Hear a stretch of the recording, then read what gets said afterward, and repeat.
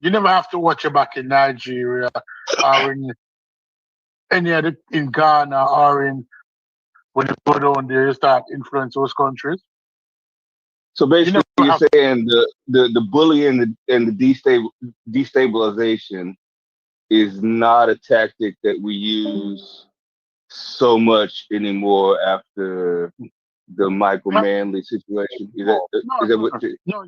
It was I still don't want used to up get in the until way. it, I it was don't still want to used get in the up way of until. Chef and them conversation though. Chef and the Josh But actually started. Oh yeah, yeah, yeah, uh, yeah. My bad, my bad. but no, Chef never started a conversation yet.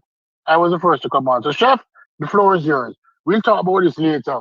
We'll Yeah, continue fact. the conversation later. But But still, Mujasi, yeah. Stu Beast, because you actually educate me. I'm trying to get where you're coming from. Sure.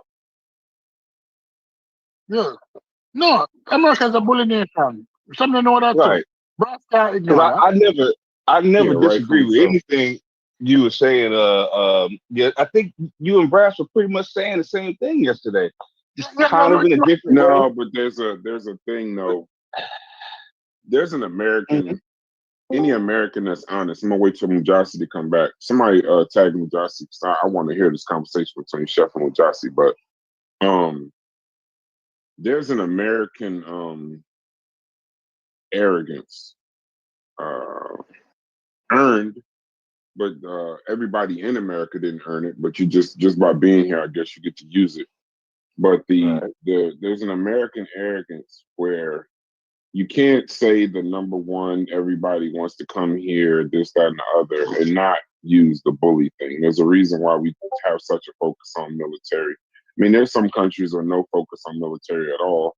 So for me to say that, but my point about Jamaica was Jamaica in the 70s. You can read books. This is a funny thing about history. You can read books and you can learn and you can learn and you can learn. But I would say that there are some situations where the books really can't do it much justice. I think Right. slavery, probably civil rights. Right. Um, Right. we Political can and less watch as many political. movies as we want. You're never gonna know what it's like.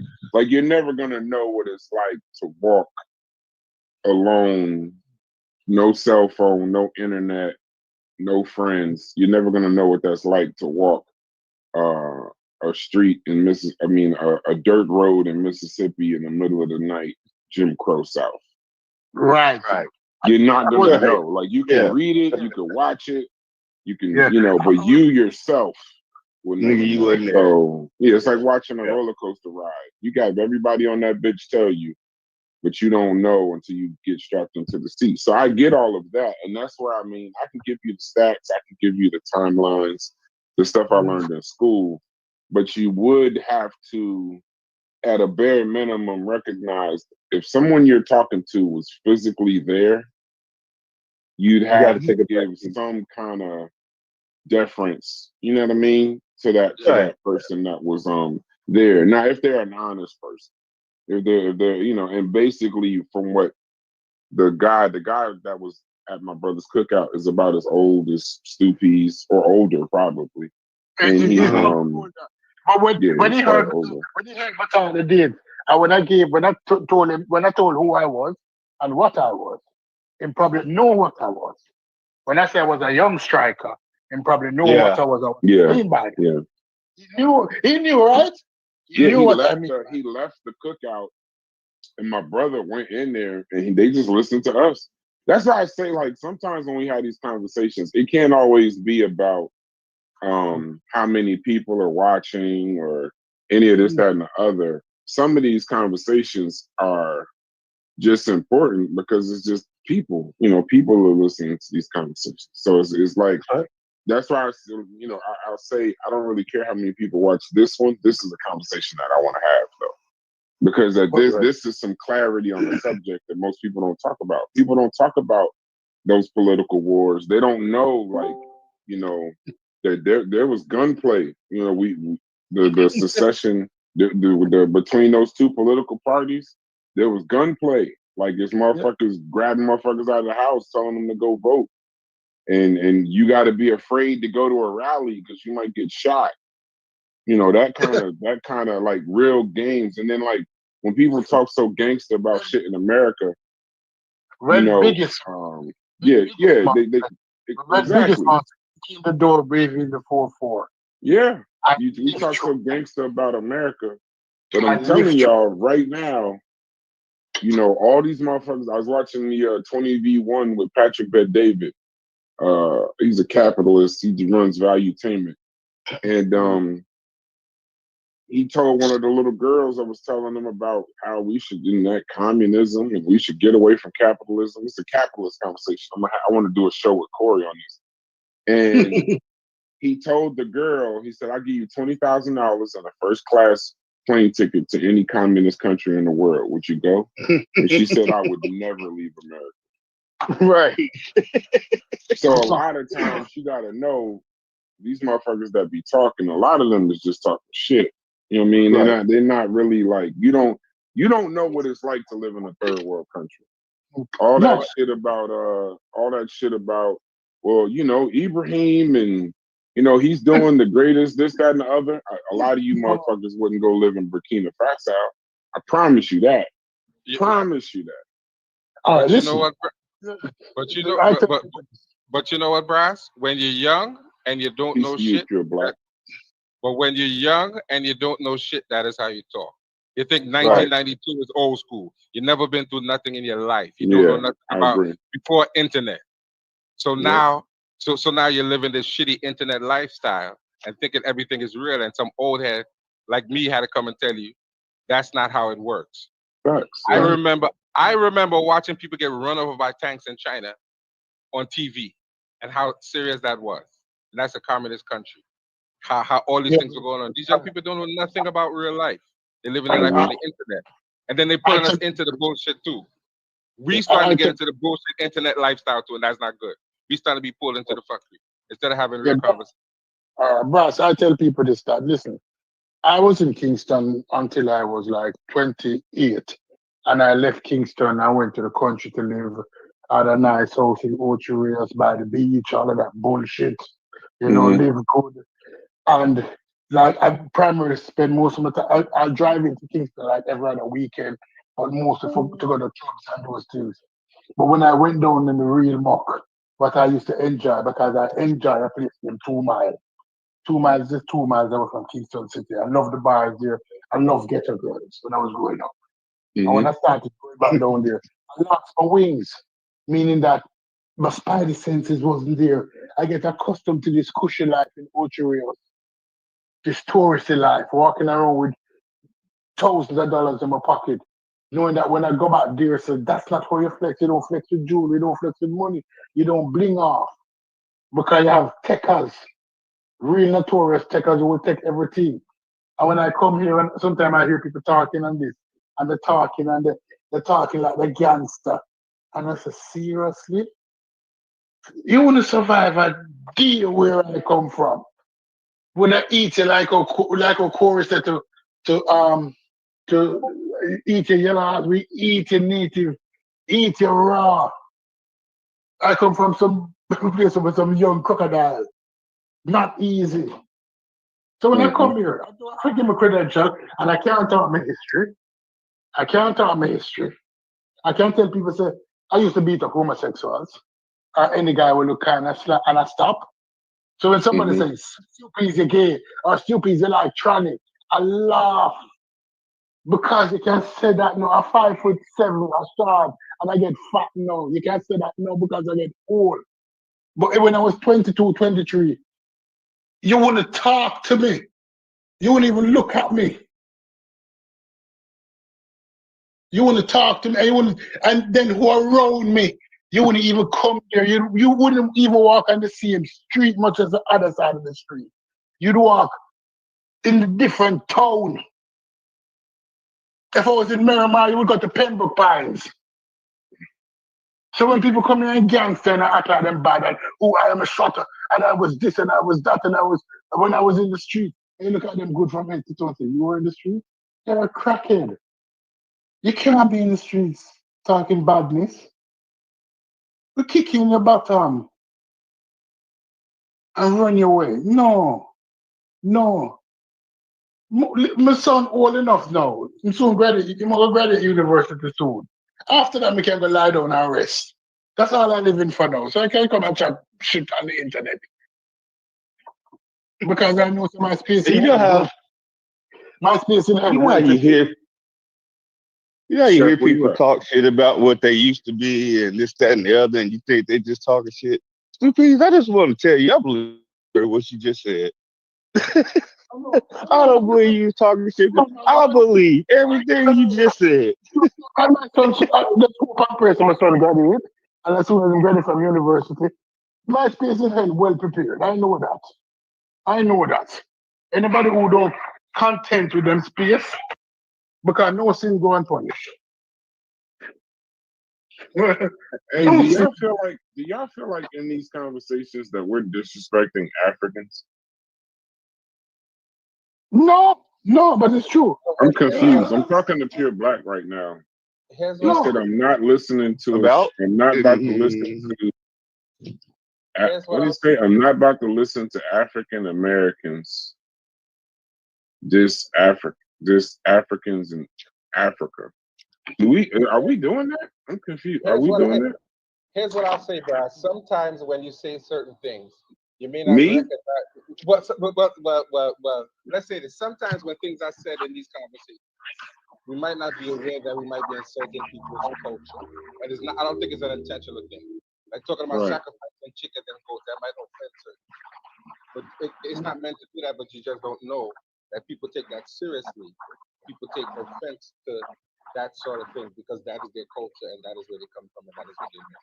So you might say other things that might be offensive unintentionally. That is Wait, why I this told is you- going back to the chicken and goats? No. I'm just using that as an example that I could think of. I don't want to start the conversation again, but I'm saying certain Yeah, things you and might be offensive, and you might not realize it. You might say certain things that might be culturally offensive, and you may not know. That's just an example I could pull out. No. and then I think there have been times where we might have gotten a little overboard, and one or two of us might have just said some shit, maybe just jokingly, but it was kind of offensive, Like what? Corey, come on, bro, Corey be going in sometimes. Like what? No, You know what I mean? No, listen. I don't listen. Hold on. I don't Why would I want to stuff. repeat the shit? No, because I'd like to learn. I'd like to know. If y'all, if people were offended about the sacrifice of chickens and this, that, and other conversations, then y'all gotta also remove yourself from your own worldview and try to accept somebody else's. To me, Yeah, that but would seem absolutely insane. Bryce, let me tell you my worldview as a Jamaican. Growing up as a kid, the African American, the American Yankee, we call them Yankee. Not the white people alone. The African Americans were placed on a pedestal by most countries. When I was growing up as a little boy in the 70s, they came back, they were bigger because the nutrition was better. American children were bigger than Jamaican children. So a 6-year-old America was bigger than a 6-year-old in Jamaica. And for the rest of the world, because nutrition plays a heavy part in your development. Nobody can deny that. But when people started coming here in mass, you guys didn't have the shine that was saw from the distance. And a lot of people will say, people from the diaspora disrespect Americans. Because the shine that was given to us, based on how people describe you guys. When we come here, what we saw was not what we expected. And then a lot of people think that we're disrespecting America. So we understand the disrespect back. So sometimes we don't pay it in the mind. So sometimes when many persons, if I ask my friends from different countries, when them hear American talk, them say, sure, them fuckers, the all them can do is talk. Because I'm in a first world country and I'm live like shit. I think, So hold on, real quick. I think this is where, so Pure Black said, you literally said none of us will move to an African country. Facts. I don't think that's disrespectful to Africa, though. And I'm not saying you wouldn't move to African country because Africa's not beautiful or Africa is not a suitable place to live. But that's not true. I know. Hold on. Let me get this point out. So let me explain what I mean. I'm not being disrespectful to Africa. I'm being disrespectful to all these capping out. Okay, now I'm about to rant for half a second. I wouldn't because you said I wouldn't move to Ohio if you paid me. I wouldn't move back to Ohio if you paid me. Like, if there's not, that's not, I have no problem with that. That's not a jab. But Mhm. the disrespect is not to Africa. The disrespect is to these capping ass motherfuckers that we talk to in these Pan African conversations and Egyptian conversations. They'll talk about Egypt and Africa and they Pan African and all this that, but they don't give a fuck about Africa. Right. So I don't think And that we that's and we, disrespectful to Africa. I'm being disrespectful to the people. I'm being disrespectful to the people that complain about capitalism, but wouldn't move to Africa and leave this capitalism under no circumstances. The people that talk about Ibrahim is doing such a great job. They wouldn't go to Burkina Faso and live to actually support the movement. So I'm not disrespecting Africa. I'm calling niggas bluffs. That's talking all that shit. The majority No, of because people in these conversations don't give a damn about Africa. And they not willing to give the up the majority of luxuries and people, comfortabilities no, that the Western world offer them. Because they always talk Yeah, about colonialism and shit. no, It's like, the majority of people don't give a damn about anything. Just call yeah. it that. Much No, less no, Africa. no, They no, don't. no, no, no, no, no, no, no, no. Yes, I get that, but don't get away from the point. When Yes. in these conversations, two P's, these Mm. people that we listen to every day, you would think that they get up and pray and cry about Africa every day. No, they don't. No, they don't. And I swear to you, if they had the opportunity to go there, because some of these people do. Some of these Some. people that y'all talk to every day that say, you know, I'm a Pan Africanist and we should go do this and we should go do this. The reason why their Pan Africanism doesn't respect the Pan in Pan Africanism, because the part about Africa would mean actual work, actual donation, actual effort. It just means so they just say my Pan Africanism is I'm helping people cross the street. The actual work is the rest of the Pan Africanism that you'd actually do, like some shit, like rather than play 2K, you know, actually go do something. So you can Pure Black, I don't want you to think uh uh I don't think I don't want you to think I'm disrespecting Africa, but if that's what you want to think, I'm not trying to change your mind.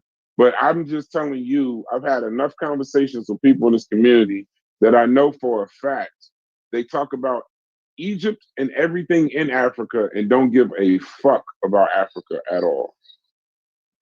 That's That, just that, that, that's where I stand at.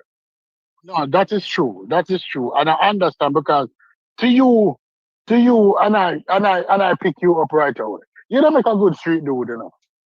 You don't make a good street dude. But you're not dead quick, right? The problem is that you call it like you see it.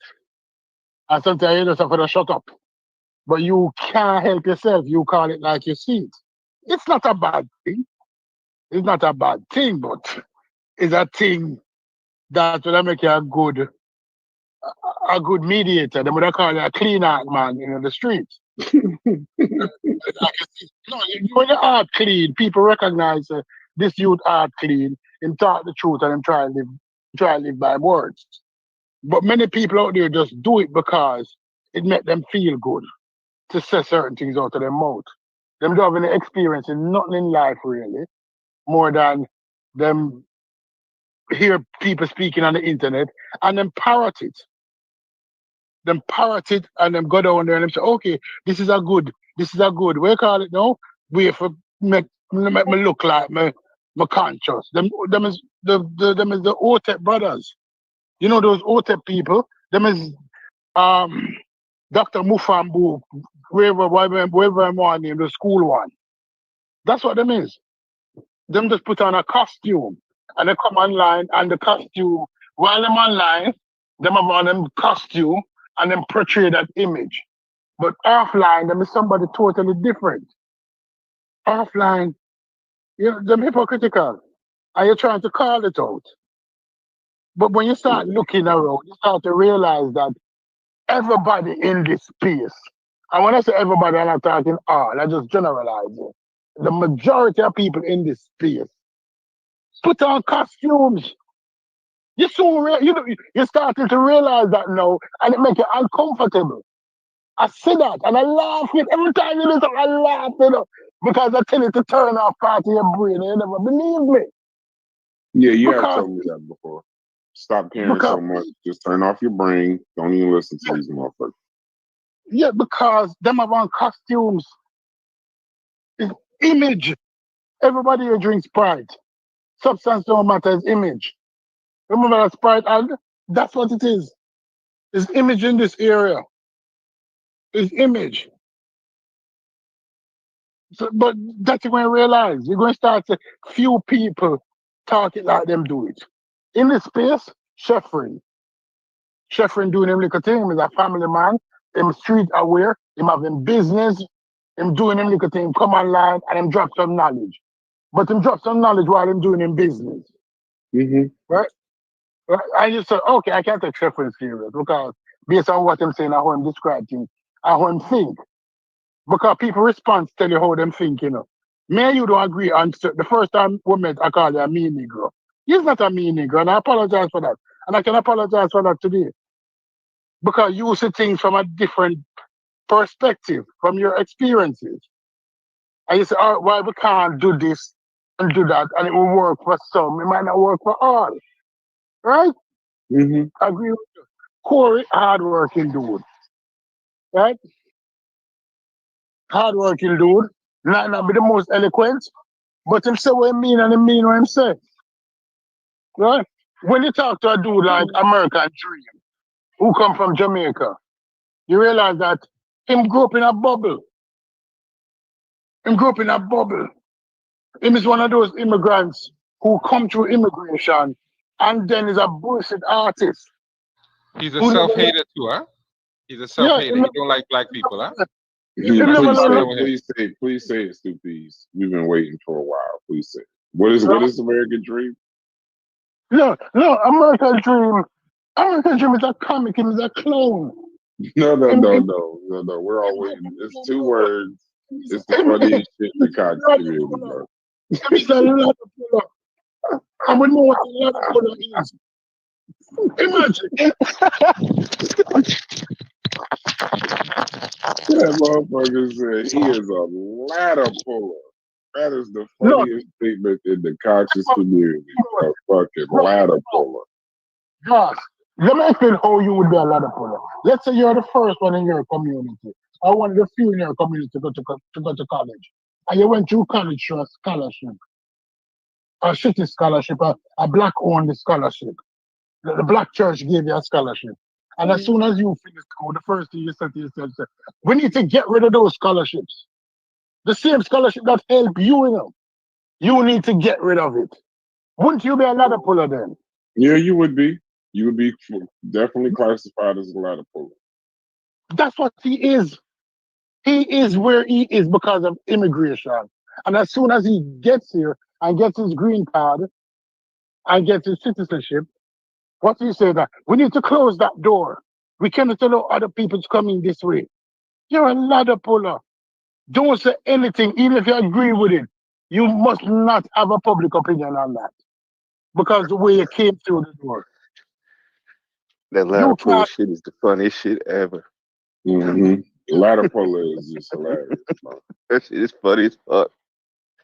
no, because a ladder is a way to get upward mobility.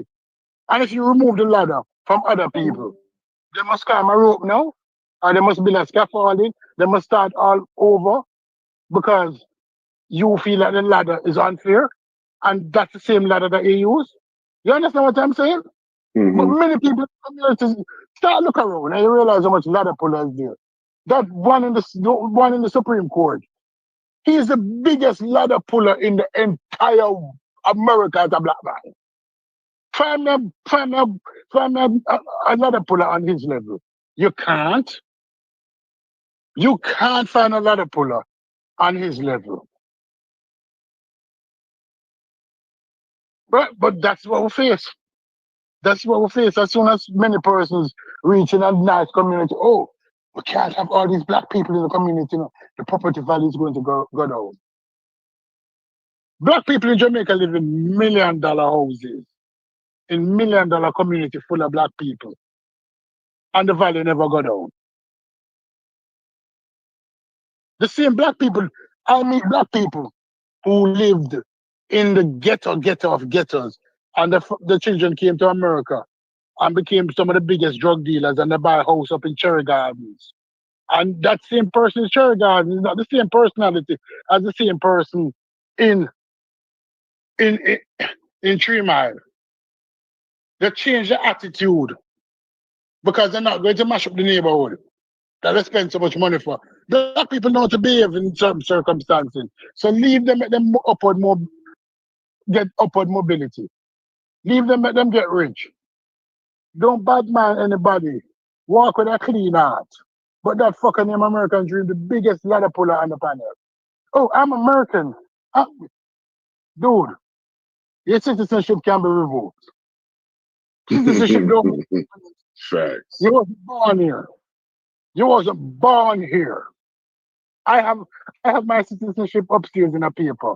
My citizenship certificate. But tomorrow a law can pass from the Supreme Court, especially this Supreme Court, that say if I get 10 traffic tickets, I'm no longer worthy of my citizenship. Everybody need to know that. I got a question for the panel when y'all get a chance. It's probably gonna get us cussed out again. It is what it is. Shouts to ATL boy, I appreciate your support. Pure Black, I think, and I just want to address that comment. He says that y'all give Pan Africanism y'all own our own definition, typical nigga shit. So before I ask my question, I just want to address that topic. That's that statement. Because Pure Black is actually, he's a good supporter. I think it's the other way around. Well, I get. Why am I using the word nigga? I want to address it. I don't know. I just love to use it. It's all good. But is I don't know who he is. But here's the thing. I think, and I'm always stand on this statement. I'll let people do whatever they want. I'm not gonna fight them on whatever.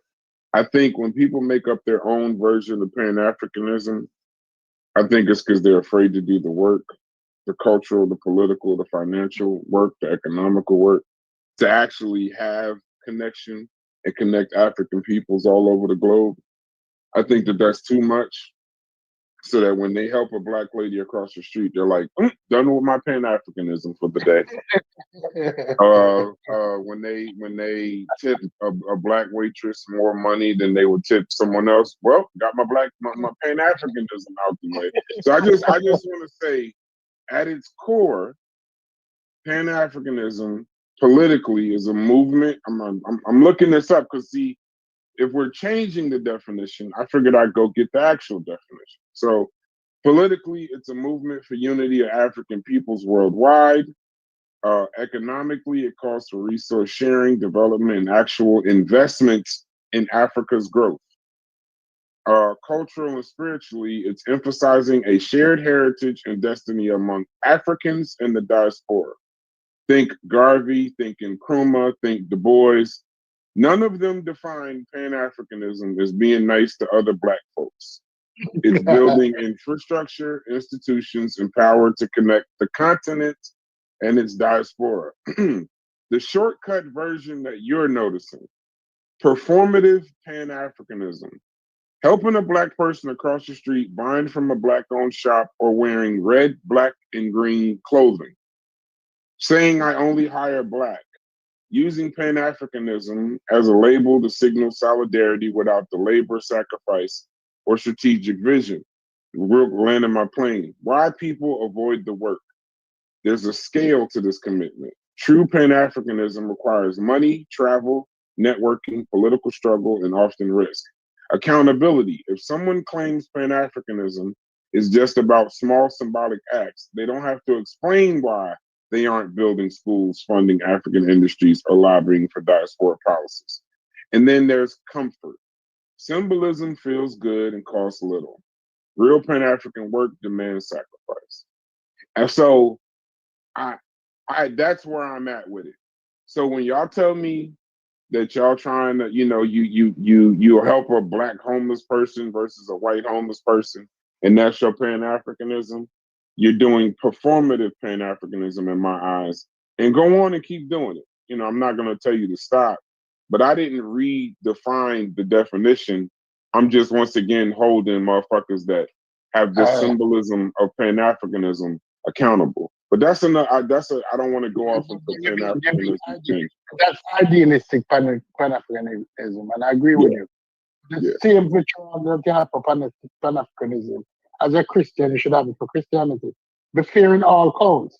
Because I know people that only go to church on Sunday, one day a week, and they're Christians, and nobody questions yeah, the Christianity, and nobody yeah, questions the Christianity. So if we're going to operate on that level, we have to operate on that level in all things. yeah. And Like I know I am a Sunday Christian. I yeah, leave as soon as I leave church. I'm listening to the most ignorant shit in the car. yeah, I'm I light a cigar after every service. Yeah, Like I mean, come on, bro. I know I'm not. but that's I know acceptable I'm though. a hypocrite. I can admit it. But yeah, yeah. but In that's the same, acceptable. But that's acceptable in the practice to do that, because once you come on Sunday, Jesus will forgive you for your sins, and He will keep forgiving you until you die.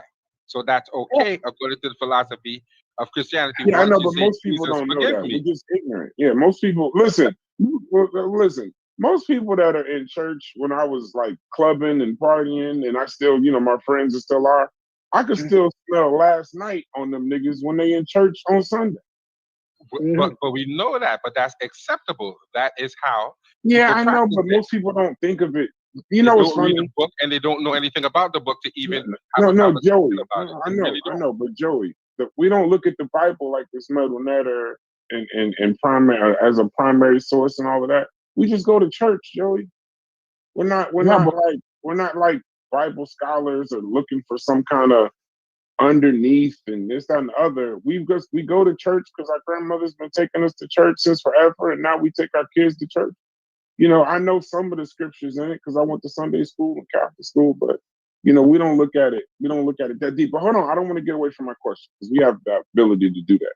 Chef, I need you for this conversation. Freddie, I need you for this conversation. Smalls, whoever's in here. This is a question to the panel. And this has nothing to do with Africa or nothing like that. It's an economy question. If all the money in the world was divided equally, do Yo, I y'all believe think that it would return to the same pockets that it was originally in less than 5 years? Freddie, you Hell go yeah. first. Oh, sorry. Freddie, you go first. And why? Like, explain your answer when you say it. Oh yeah, you got it. Can you take it from me, please?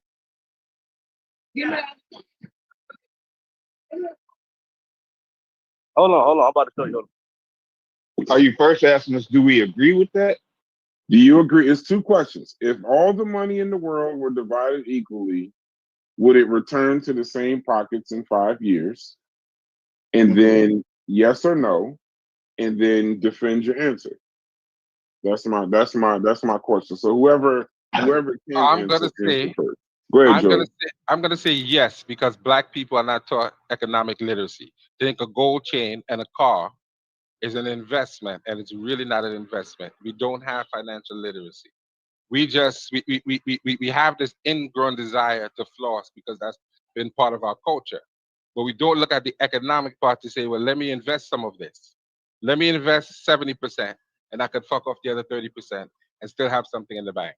I could mess with the holes, I could buy cars, I could buy jewelry, but I need to invest something. That's not impressed upon us as a people. We've forgotten economics, and we've forgotten the sense that our ancestors taught us. We're moving in this capitalist system way too much. And we're not seeing the good part of it, where they show you to invest and what you should invest in. So definitely in probably about 6 months to a year, Bugatti is going to get all of our money. Jacob the jeweler is going to get all of our money. We don't even think to start a jewelry store or buy jewelry so we can sell to our own people. We don't have any car company. We don't have any high fashion. yeah. So definitely I 6 have months to a year, a we'd be in trouble. question for your answer. Why, when I said if all the money in the world were divided equally, would it go back to the same hands in 5 years? Why did you immediately start talking about Black people? Ah, Because Black people are the only people I'm concerned with. Those are the only people I think I should be concerned with.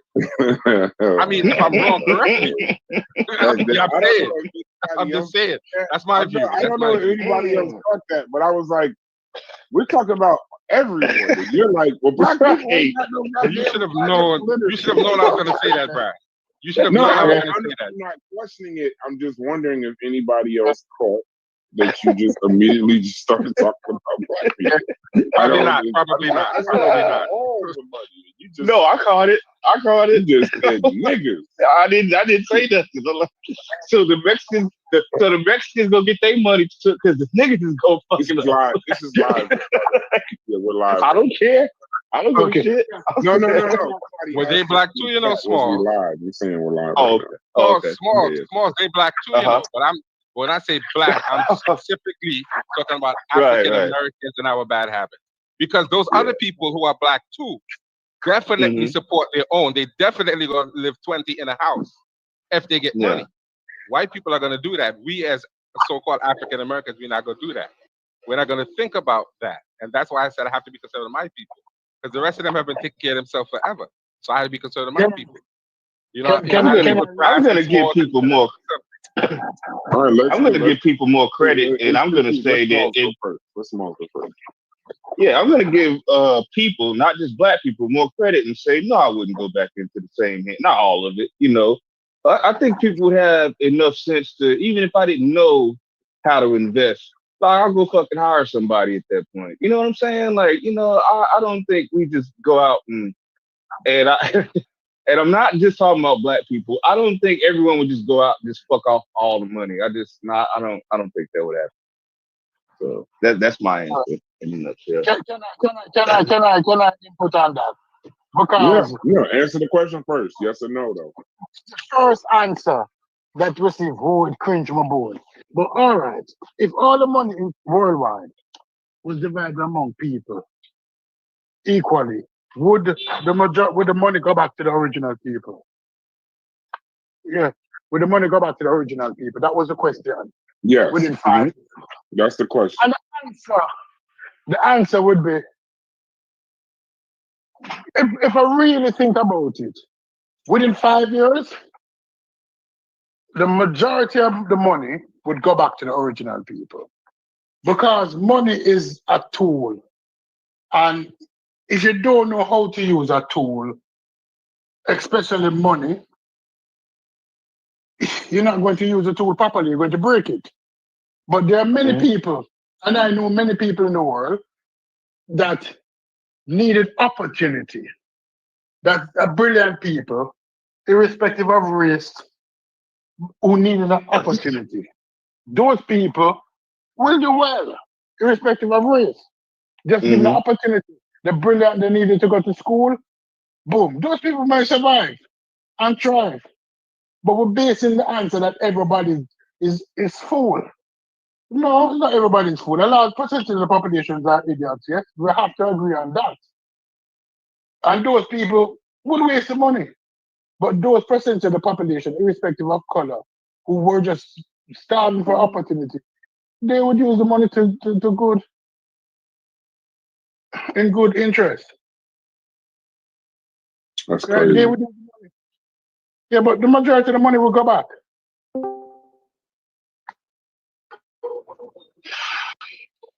I don't want to give my answer. I want to hear everybody else's answers because I already know. I know my answer. My answer is not going to change. I know Ricardo, shouts to you in London. It's always weird. We take that for granted. We got people in this motherfucker watching us from London, England right now. That's actually impressive to me.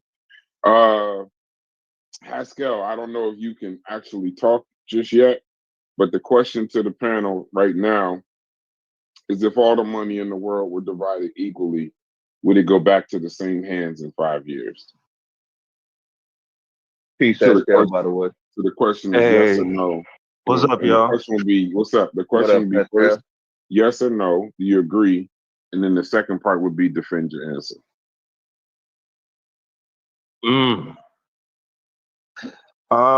Just intuitively, I'm gonna say no.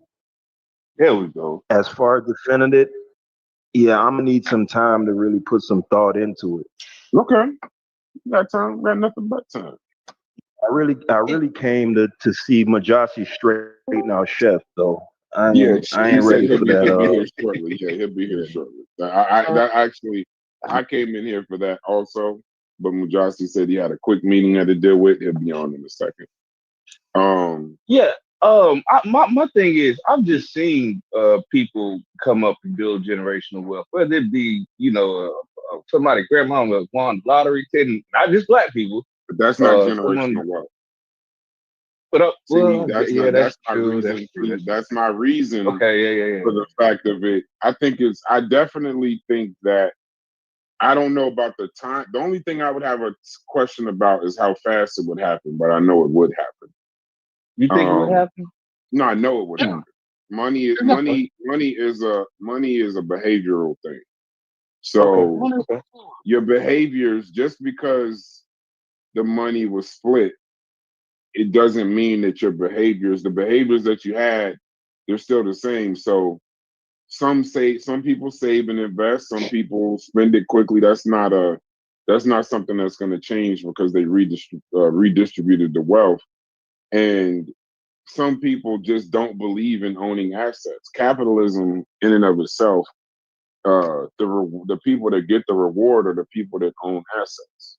So most people just have an aversion, like they want to work, they want to use inventions, they don't want to create patents, they want to have an apartment, they don't want to own land. So that would still go. They would just take that and get a better apartment in most cases. Or they would take that, get a house with no financial literacy, and end up back in an apartment within 5 years. Like I think, No, but you know what I'm saying? Like I think that those things would be, even if they said, oh, like, because you could look at lottery winners too. Like there's already look at professional sports cases. players. Yeah. Look at professional sports players. What percentage of them are broke? You can give, and we're talking, even if somebody with $5 million can live well for the rest of their life, but professional players who make 10 times that still end up broke. Yeah. But not And then all. also there'd be an industry. I think there'd be industries created to make sure that it would happen. Don't say not all of them. 70 or 80% of professional players end up broke. Yeah. And see, my only problem with what you guys are saying though is what about the people who would like to invest and save or would like to do certain things but just don't have the opportunity? So that's why I'm saying it wouldn't go back into the same hands. But they don't have the education. They don't have the education or the literacy or the ability to do it. Like most people that want to save and invest, you know what the first thing they do? They open a savings account. Savings account, yeah. It's one of the worst ways to save money. Yeah, you ain't getting nothing. So you still have to have the literacy. You still have to have the literacy to do it. What's up, IBM PC? You still have to have some form of financial literacy to be able to get into the game. And when we say the same hands in the same 5 years, you're looking at people. I'm looking at institutions. Yeah. Okay. You understand what I mean? Like this is not memes. I'm not like, I don't mean literally hands with fingers. I mean like the same power structures, the same institutions, the same groups. It would still be in the same. Oh damn! Yeah, you know what? You got me right there. I wasn't look at success, right? I was always taught look at success like an air conditioner, right? So this is all right. Let me take 2 seconds to give a success lesson. Or success analogy. Look at success. Sometimes you compare success sometimes to an air conditioner, right? You see people join like a new company or a new business. So they start off with a new business idea and they run real high, right? They start off at 78 degrees and then they just burn. They burn and they get all the way up to 99, 100 degrees, this, that, and the other. But the scary thing is, like an air conditioner, in most cases, they're going to find their way back to 78 degrees because that's where it's comfortable. That's where it's safe. That's where they have some kind of normality. And anything above that, while exciting, they still want to find their way back to this. That's why, like, when people say they want to be content, what I'm learning about people that say they want to be content creators, they just look at other content creators and they want to just automatically skip all the work it takes and get to that.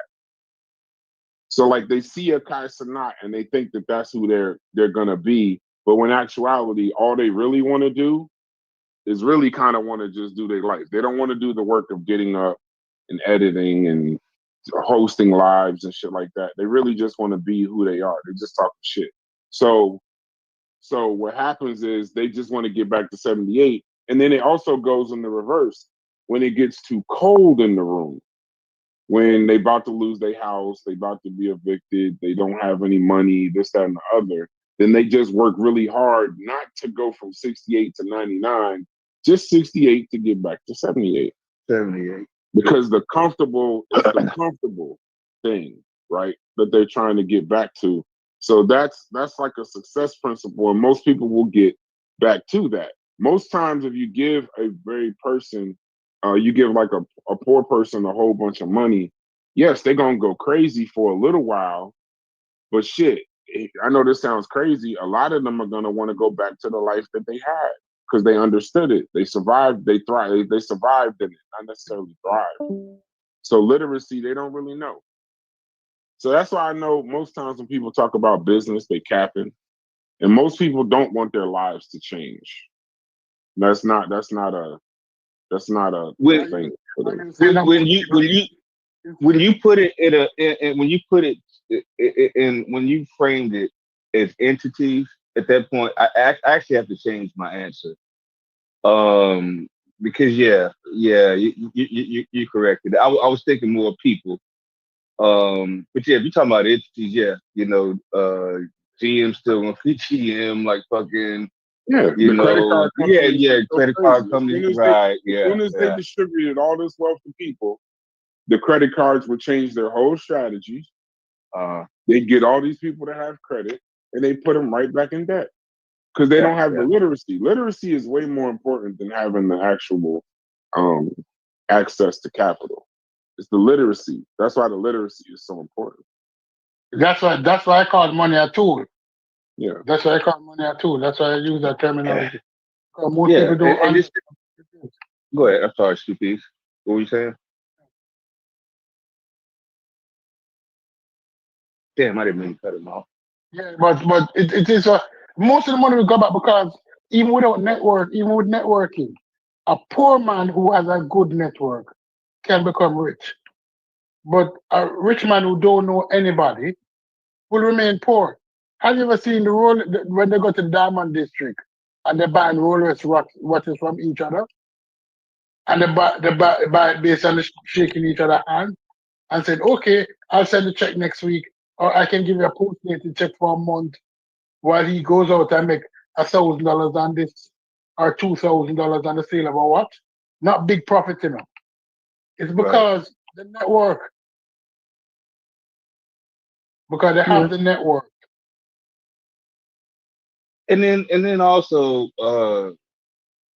in a situation like this, you're talking about distributing the money evenly, right? So you're not talking about making people rich overnight, right? So, most people are going to invest, and they're going to invest into the same companies that are already out there. So, like, it go right back into. Yeah, it's just gonna go right back. But so Haskell, while you getting the answer, I guess Chef is busy. The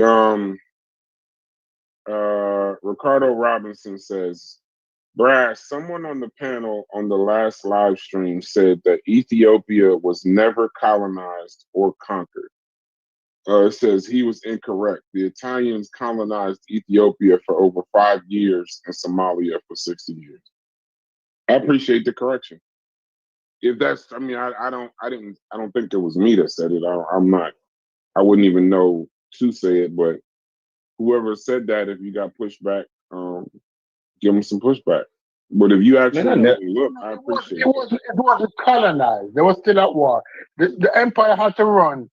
Emperor Haile Selassie had to run. He had to run away. We're not taking that away.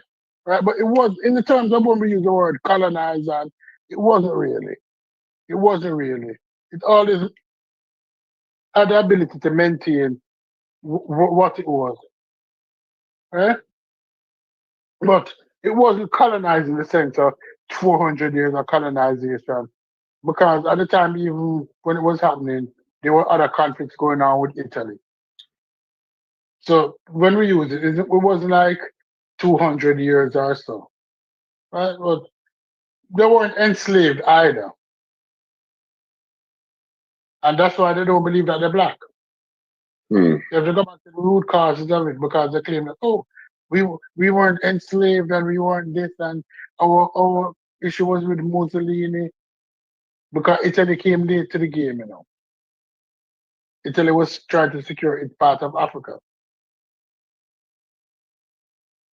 Yeah, I So, wouldn't know. That's how I know I didn't say it. I wouldn't. I wouldn't know oh, I learned about it anything. is when I But was I'll say this to you, Ricardo. A lot of people on here will say things.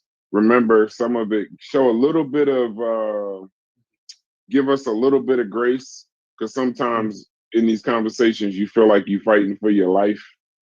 You're actually not, but you feel like you're fighting for your life, and in actuality, you're really just just That's having a true. conversation. So motherfuckers will pull out any kind of conversation, any kind of dagger, or they'll try to do the York tactic and send you to the right and the left and up the middle and then all the way around and then come back to what were we talking about again?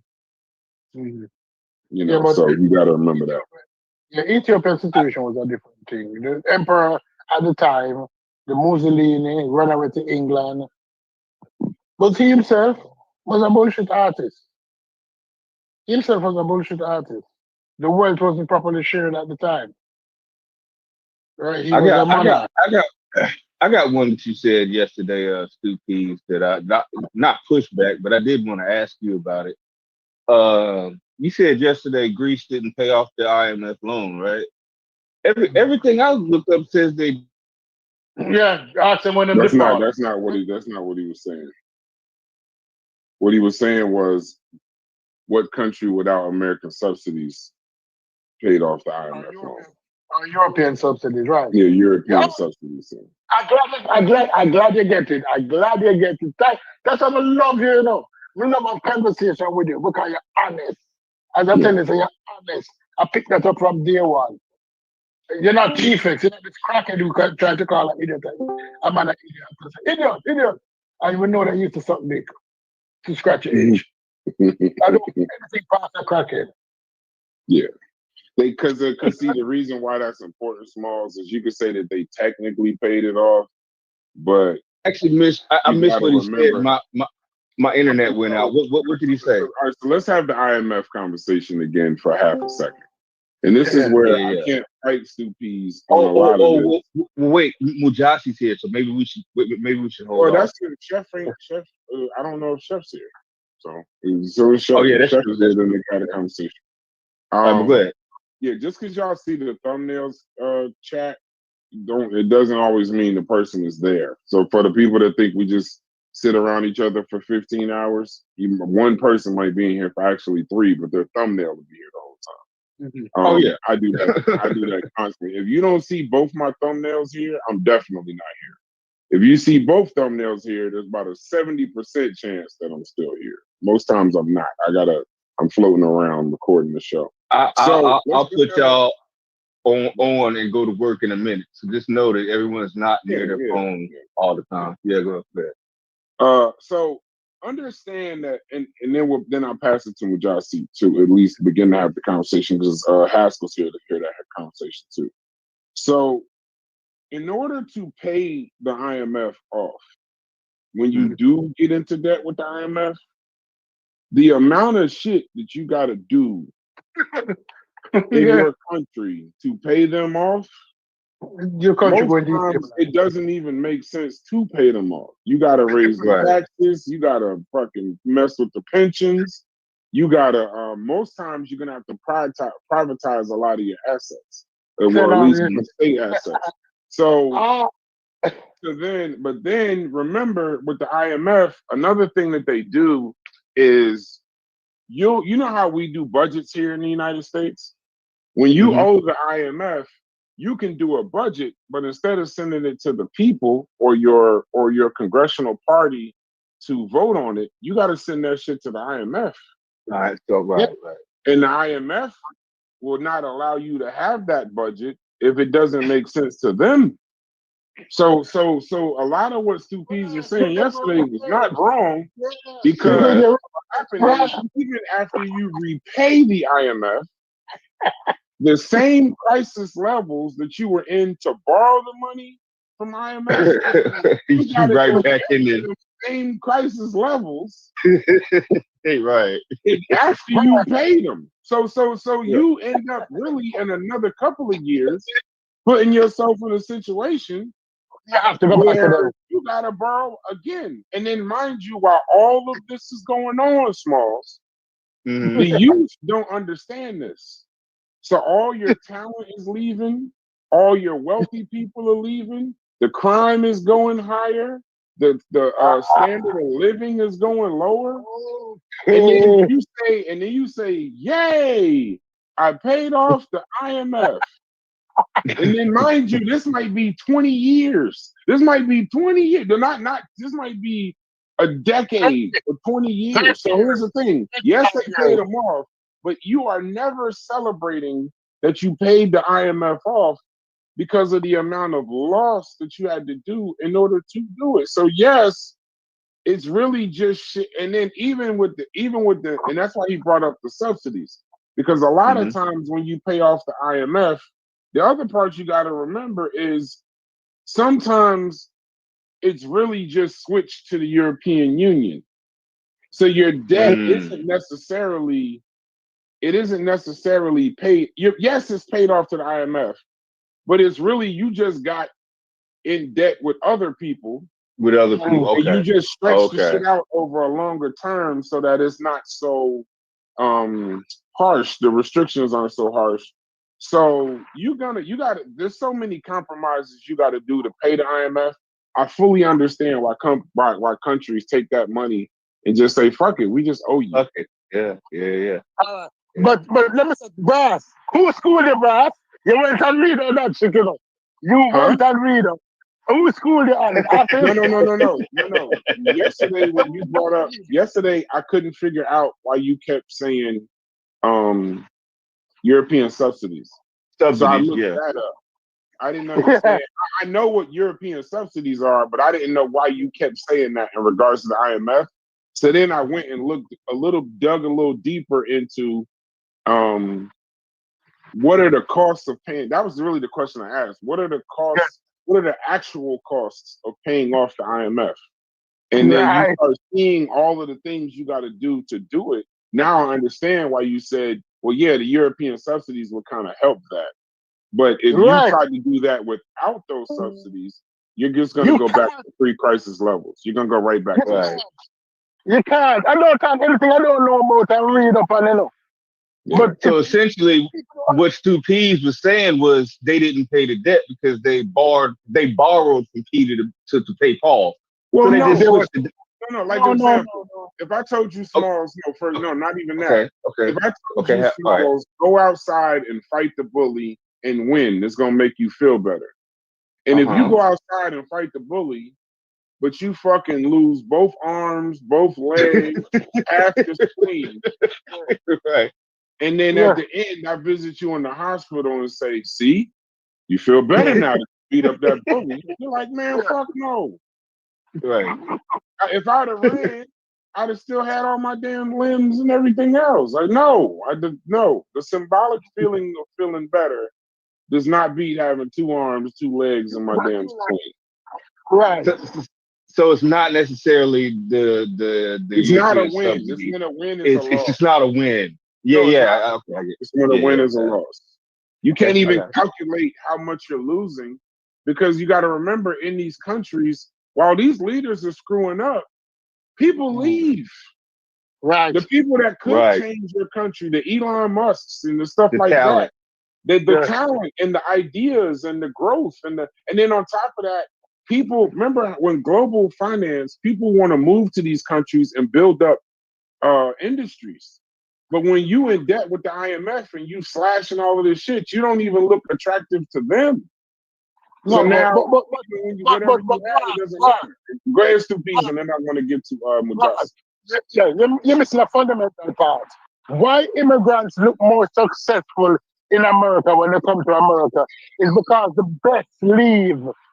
And Yeah. you put the best anywhere, they are going to thrive. So the best Cubans left Cuba, the best Jamaicans left Jamaica in the early 70s. Those ones quickly ascended to positions. We can research Jamaican influence in America. You see the best tend to leave, or the majority who leave is the best. The best leave Colombia, the best leave Nicaragua. So the ordinary American, African American, is not competing with an ordinary Jamaican. He's competing in a Jamaica who was in Jamaica as a doctor, a lawyer, or an Indian chief. And he's going to lose every day. You're If not you lying, average, bro. You're not lying. you're going to lose. You're not So lying. he's going to say, this is bullshit, this is bullshit. Because you're going to compete with the best from Nicaragua, and you're going to lose. It's the best league in these countries migrating to greener pastures. And that's what you're competing with. And that's what you're going to lose. And that's what it's going to look like these immigrants are taking over. It's just that the best coming, the best is not the best American competing with the best Nicaraguan in it, or the best Canadian or the best Jamaican in it. It's ordinary average people competing with them because that's where they start. They start at the average ordinary level. And the best is going to rise to the top. The black Americans are at the top, going to stay at the top. Because Yeah, you black have no Americans. argument. Yeah, you have no Right. argument from me. Yeah, you Right. have no argument. Yeah. And that's the problem with the Like, immigration. I know for a fact if they redistributed all the wealth, I'll get right back. Matter of fact, I'll get further. All of that shit within 5 years, I sort that shit out. I get further. I know it. But hold on, hey Mujahid. I don't know if you can come off mute. I know you came in here. What was you and Chef talking about as to why everybody came in here when Chef dropped the link? Oh, so I didn't even know Chef was gonna drop the link. We was I was just responding to his piece that him and Fetty was conversing about. He had dropped his thoughts on, like, 54 countries, 17 Caribbean nations, and ain't no, there's something that he said similar yesterday when y'all was on the chat. He had said something to the effect that ain't none of them got anything. Like, we're not industrialized. Like, we're not, in any we can't promote or dignify anything of any of these nations being liberated, having good projects, industrialized, just in any type of good place. And I was just kind of connecting with him on that and just responding to that and saying that there's reasons for that. It's multi-contextual, but it was something him and Fetty was responding to. I got to look back at the chat. So I kind of responded to that and said, well, let's look at that for a second. And a couple of pieces where he asked the question, I just responded to that and just kind of dove a little bit deeper into, like, this is what my thoughts is on it. And this is why those 54 countries and 17 Caribbean nations look the way that they look, and just gave my simplistic analysis to why I think we're in the predicament that we're in globally as different various African groups. And so he was just saying that, he hears what I'm saying, but he disagreed, which I've been listening to Chef for quite some time now. So I know there's certain positions and points that he wouldn't, take in. It's just, he got his own particular perspective and angle. So it was just kind of pushing on him. But one thing that he said that I was real interested to see if he'll take me on that challenge is he made the comment that said that why and it was something he responded to Fetty as well too. He said, "Well, I recognize racism and systemic racism and how it affects people." He said, "Failure is not." He said, "It creates disparities, but failure is one of those that is self-inflicted." Yeah, if I'm quoting him correct, I gotta read the check. He says something to the effect that racism and structural I'm gonna do you a racism, why he favor real believes quick. in. I'm gonna do you a favor real quick. So I don't know what Chef is, but I'm gonna read what he said. Okay. I'm scrolling through the chat right now. I just wanted to make sure that we could still hear the audio. And this was a continuation from the conversation that he and because you keep mentioning Fetty. That was the chat part from last night, right? Yeah. But this I don't know. was I the thought that was this continuation. morning. Yeah. Oh, this morning rather. But this was is a also continuation. the conversation from yesterday. Okay, I just want to make sure. Yeah, I just want to make sure. Okay, go ahead. Yeah, they were talking about we were talking about racism, and they were saying that there's a reason why no countries in the world were successful, no black countries specifically were successful. So we started talking about Botswana and Ghana. There's a number of countries that, black countries, quote unquote black countries. I call them African, but black countries that were successful. And then it was a racism conversation. So Chief X says, using experiences in slavery pre-civil rights era in relation to 2025 is disingenuous and an excuse to save face. There's no systematic racism in 2025. I vehemently disagree, but that's neither here nor there. Let me get to what Chef is talking about.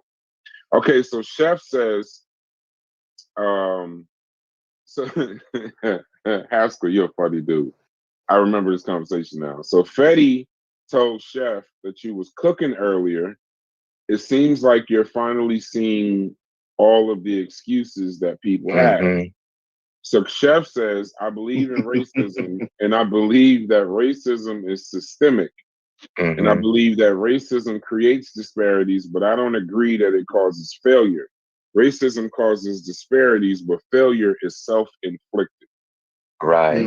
That's what I was responding to. Yep. So then Fetty says, two things can be true. I somewhat agree with that assessment.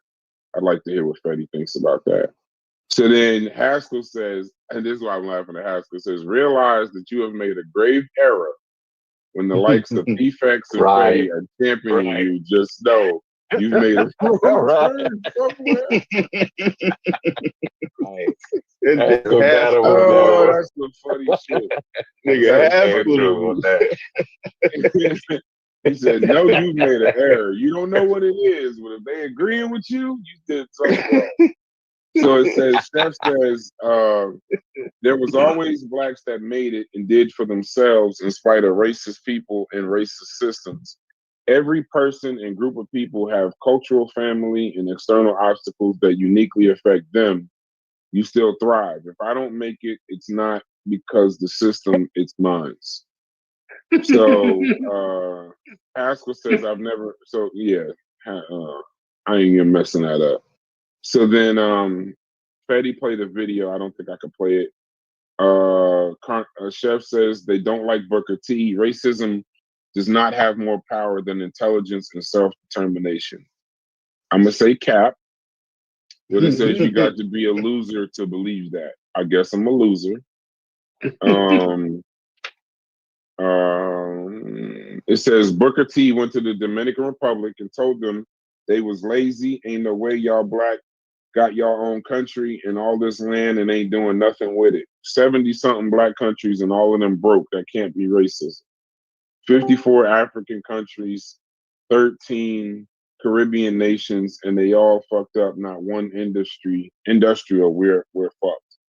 So it says basically he's saying that African and Black and African diaspora failures on the continent, it's all self-inflicted. It's not racism.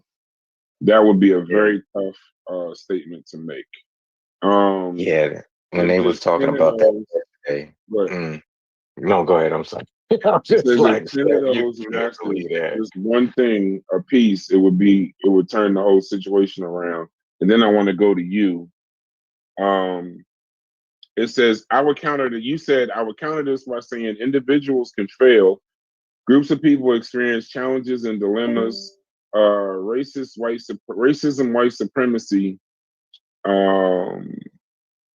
can produce challenges and dilemmas that seem virtually impossible for a group to overcome, and it looks like failure, yet racism, white supremacy can produce disparities that affect an individual's outcome, resulting in failure. But here's my challenge to you. Read the essay by Dr. Bobby Wright called Black Suicide, Lynching by Another Name. Come back and reassess your statement and see if you maintain that position. If you do, I'll cash up you $100. If you change course in that statement, you owe me a haircut. He's not going to read it. You can delete your cash app. Don't even worry about it. He ain't going to read it, bro. Trust me. So it says, so Chef then said, we got more land and countries than any other race in both hemispheres, and not one is jumping. Okay, it says, oh, Chef, you can't believe it, yo. The first thing to consider is that most of the countries, we don't own the land, and where we do, we don't own the larger infrastructural industries. In many of these places, we are just face-holding political puppets in bed with foreign investors and owners. There ain't too many countries in the Caribbean or the continent that is ready for industrialization because first world countries depend on their political and economical retardation. You have to already know that, champ. I'm wondering if you confusing the land we occupy versus the land that we own. And he didn't understand. Who wrote that? That's Mujahid. Who wrote that? Oh, bro, I was about to say I completely agree with that. Yeah, go ahead. and then that's when Chef dropped the link, but then he didn't say much. Shouts to Corey in the chat. So I don't know if that refreshed your memory, but maybe speak from there. Yeah. He was preaching. You were preaching, boy. Go ahead. Yeah, that last one. Yeah, that last one. You got me with that one. Yeah. I think the good thing is that y'all said this yesterday. So this ain't. I just found a way to say it in my own words. But y'all said this yesterday. You said it more eloquent than me when I talk about the resources and the mining. No, Stupies, you be saying it. You be dropping it. And my point in that is that my brother Chef, and he said he read Walter Rodney's work. Even if he just opened it and skimmed it and scanned it, maybe went through a chapter. He was capping, Justin. He was capping. Okay. They don't be all. Give my brothers benefit of the doubt, man. If y'all say y'all read it, I'm gonna take it that y'all read it. Read something, including Chef. Just expect that there's a taste of cat somewhere in there. Because I ain't gonna let y'all do my man Chef cut like all that. this hair and raise these kids and do these shows, and then understand that they Thanos level readers and they spread. I don't believe. Y'all are not gonna do my homie It's Chef like Chef, put them goddamn clippers down and come in. Right. Nah, fuck that shit. Yeah, what that. It's better that Chef don't talk. Justin, you got the floor. Off with his head. Talk. Cut him off. God damn, I hate to hear this shit because Mujahid, you was actually preaching that last one. The shit that Chef was saying was dumb as hell and it needs correction. So go ahead. I'm a little bit on Chef's side though, bro. But I want him to hear you right now. We listen for the correction. Yeah, go ahead, Mujahid. Let him correct. And then if you keep talking, Mujahid gonna correct you. Not correcting. I gotta understand that's Chevron is the Archbishop of humanity, right? So I always understand his angle, right? His angle is to definitely to show empathy for human beings, right? Empathy and sympathy needs to be spread across the world with human beings. So I'm just saying, I don't know what his angle is on this one. Right? Tread carefully. Carefully. You know what? I don't know what his angle is. Here's one thing I had to join with Chef on because he asked the question: either we are the most ignorant people on earth, or white folks are the most evilest people on earth. And I remember, it's like I kid you not, I remember wrestling with that a few years ago, just like in the last 3 or 4 years, just really looking at different situations, geopolitical situations that we're in, from the Caribbean to South America, North America, the continent. And I just remember asking myself, what the hell is wrong with us? Nothing. And I said, right. I started to question, like, these folks that we call white or European descendants are not that big of a deal. They're not a big deal. So I had, like, I know they're not a big deal because I'm surrounded by these jokers up here, then is there something wrong with us by default to where we're losing to these scrubs?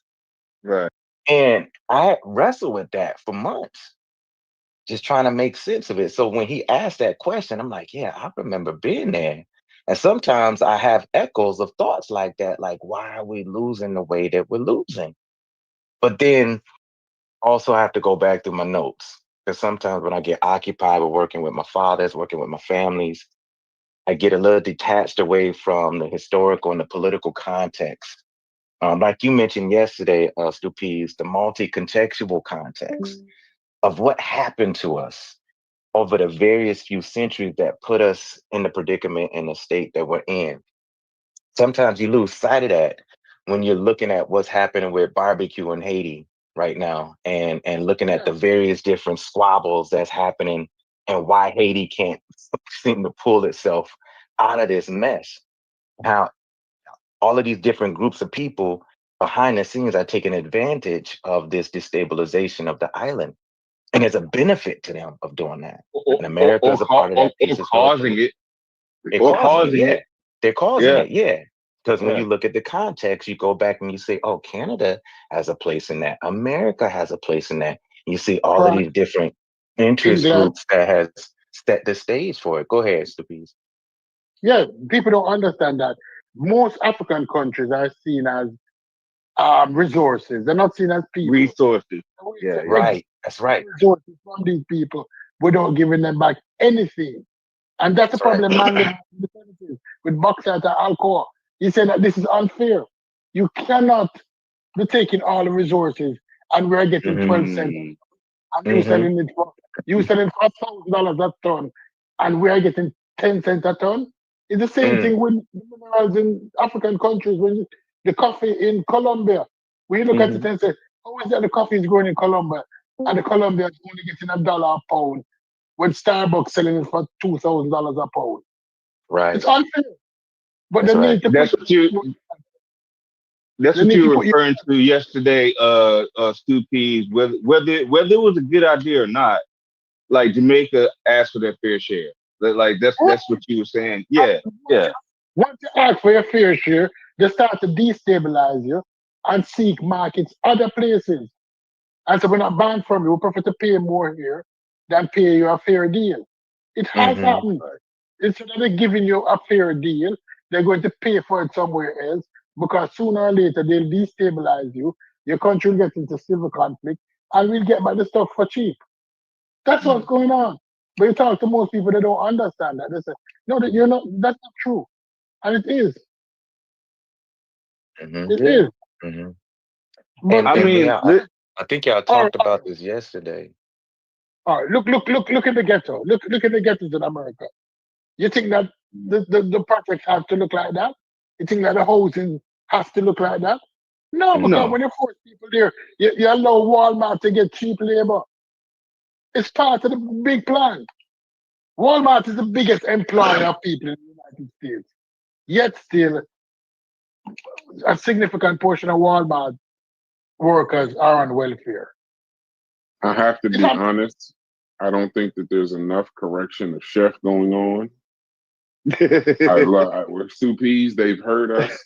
I need. They're not listening to us. I need Mujasi to correct, because this is a person who's telling, like what Chef said. I just need you to get into the problem with Chef's statement. That's all.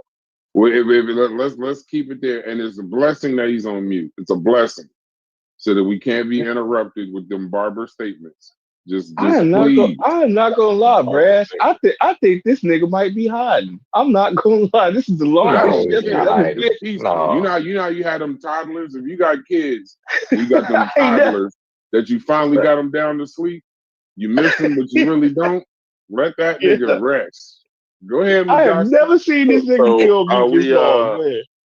are we just uncomfortable with what Sheffrin said, or are we It's not are factual. we proving it wrong? No, Are we proving it no. wrong? It's just Here's not what it factual. is. Yeah, it's not factual, and I'm not here to like challenge what he's saying or even correct him. I'm here to just offer my thoughts and perspective, and that's what I was doing on the chat. It's more so if you But recognize, I if you want him recognize, if he need to be go, correct.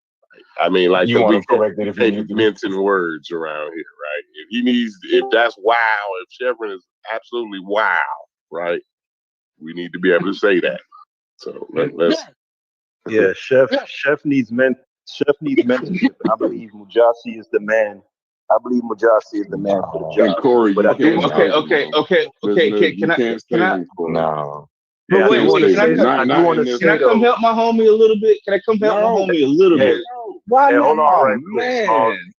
Hold on Okay. right quick. small. I just hopped on. Let me get this off real quick, Brass. I want to Hmm. say that with Mujasi, don't give your $100 away, bro. Cause the stipulations of the bet is that Chef is gonna reverse course on his sentiments once he reads this thing that you're gonna give him to read, and it's not gonna happen. So to be what I'll fair, do is so what I'm gonna do, Mujasi, I'm gonna put my Cash App in the chat, and you can just send me the $100. that was slick as hell. That nigga Haskell, yeah, boy. My man Haskell, That's Hey, why I Brass, fuck think with about it. Haskell. Like I fuck with Haskell tough, bro. Hey, Brass, think about it, right? Steph said he read how Europe underdeveloped Africa, right, right. and he still feel the way he do. Yeah, So so he's That's what what are I you was gonna? just gonna say. Right, That's, he's not gonna change. that's what I was just gonna say. But There see, you Brass go. won't let me throw this nigga no No, bail. go I'm ahead. trying to. Throw him some bail. Let, Go ahead. okay, listen. There was one person who was a part of this conversation who we're not mentioning. The good brother Aston B. He And was the good cooking. brother He was Aston cooking B. yesterday. But some of the claims he was, but some of the claims were a little wild though, Mujasi.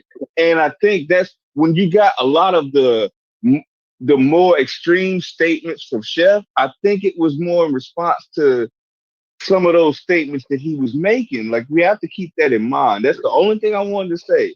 Like that's the one key element that we're leaving out. I mean, that man said that white people won't agree to universal health care just so niggas won't have like you gotta Okay, but understand listen, how that but Smalls, conversation went though. but Smalls, but Mm. y'all will say that Okay. he was cooking, and then Uh-huh. it took me less than 30 seconds for him to Get say, that shit the fuck "Yeah, out I of may here. have." No, not for me to say, "Get it out of here." For him to No, for say him. himself that he misspoke. Yeah. He spoke What in did So he you what did he say he can't misspoke about? What part he about missed? that the only reason we don't have universal health care is because whites don't want to have blacks to have it. Yeah, And what he Ashton does, said that. and that's a bad argument because you'll mash everything from the New Deal to Medicare and Medicaid to the ACA all the way up the to grace of the now. AMA, And now all of you're it. Yeah. acting like that racism. He said only. Like that's the main reason. You cannot skip big pharma in any medical conversation.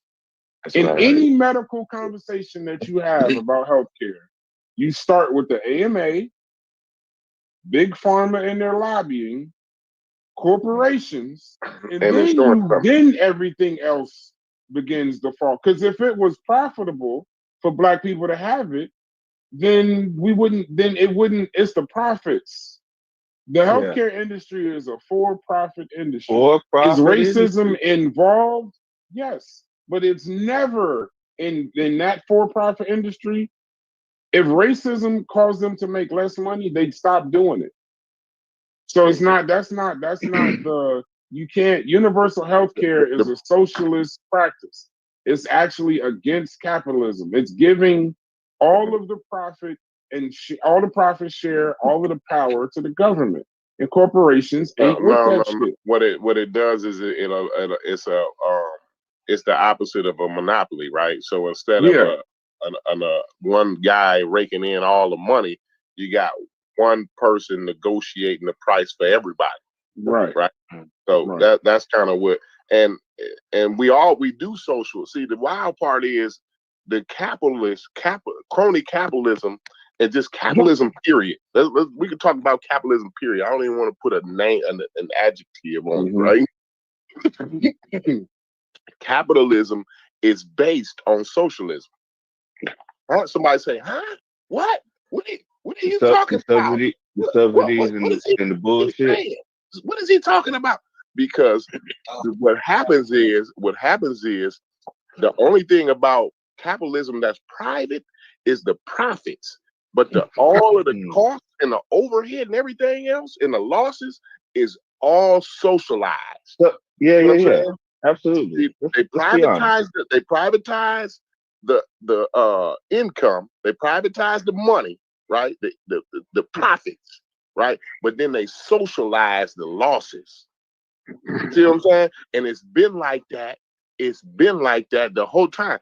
Redistribution. The last 100 years. The redistribution of money. Redistribution is a capitalist's worst nightmare. They all cry about, well, we can't have the redistributing the money to the poor folk. I mean, what are you, against rich people or something?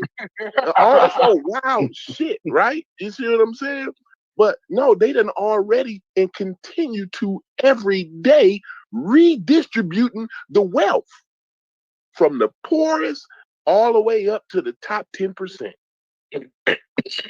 Hey, Corey, and that's what I always say, right? I always say that capitalism, insofar as describing America's economic system, is a misnomer. Because the main tenet of what makes capitalism is the idea of a free market economy where people and companies trade goods and services in an organic manner, unfettered by the government. And this economic system is anything but that. It's neo-feudalism. Neoliberalism. What it is. It's neoliberalism, not capitalism at all. No, I call it neoliberalism, Haskell, because see, with these neoliberal, and that's what all of these conservatives today, these new conservatives, they all neoliberalists, right? They all do Reaganomics. Ain't none of them conservative, because they all fuck up the national debt. They all put us in a worse position every time since I've been on this green earth that we had a Republican president. Every time the Republicans has took over the Senate and the House, right? Every single time we go into a recession, right? And that's because they're neoliberals. They're not, these people ain't conservatives. They spend more money. When these Republicans get in office, they go to spending more money and giving out more welfare checks than we ever did in human history. Right now, today, we're giving out more welfare than we ever did in human history. And Keisha ain't getting a nickel of it. As a matter of fact, she's getting her ass kicked off of it. Right. You know, you're right, Corey. Corey, remember when I had this conversation with somebody, said the food stamp program is under the Department of Agriculture because it wasn't made to protect hungry black people. It was made to protect white farmers. Subsidize the white farmers. It was made to subsidize white farmers. And people nearly killed me. I said, you don't know what you're talking about. And when somebody read it, I said, oh, you're right, stupid. You're right. Yes. And then did you know that like presidents and parties don't cause do you know it's the decisions made by those neoliberals that's advising them?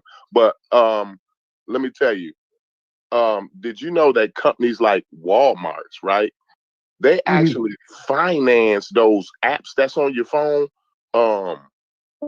it's apps on your phone that you can borrow. It's like you know them check cashing places. You can get a payday loan and shit. They got apps on your phone where you can do that, but it's way worse, right? You know what I'm saying?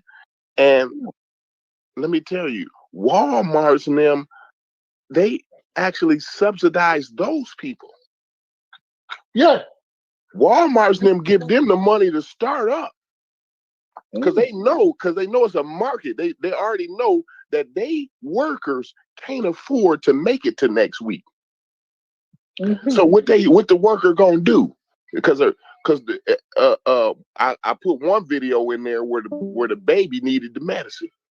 The one worker, she can't afford to make it to next week because her baby needs some medicine. So what she do? She go online, she get her phone out, and she get one of these payday loans from one of these wild ass apps. You know what I mean?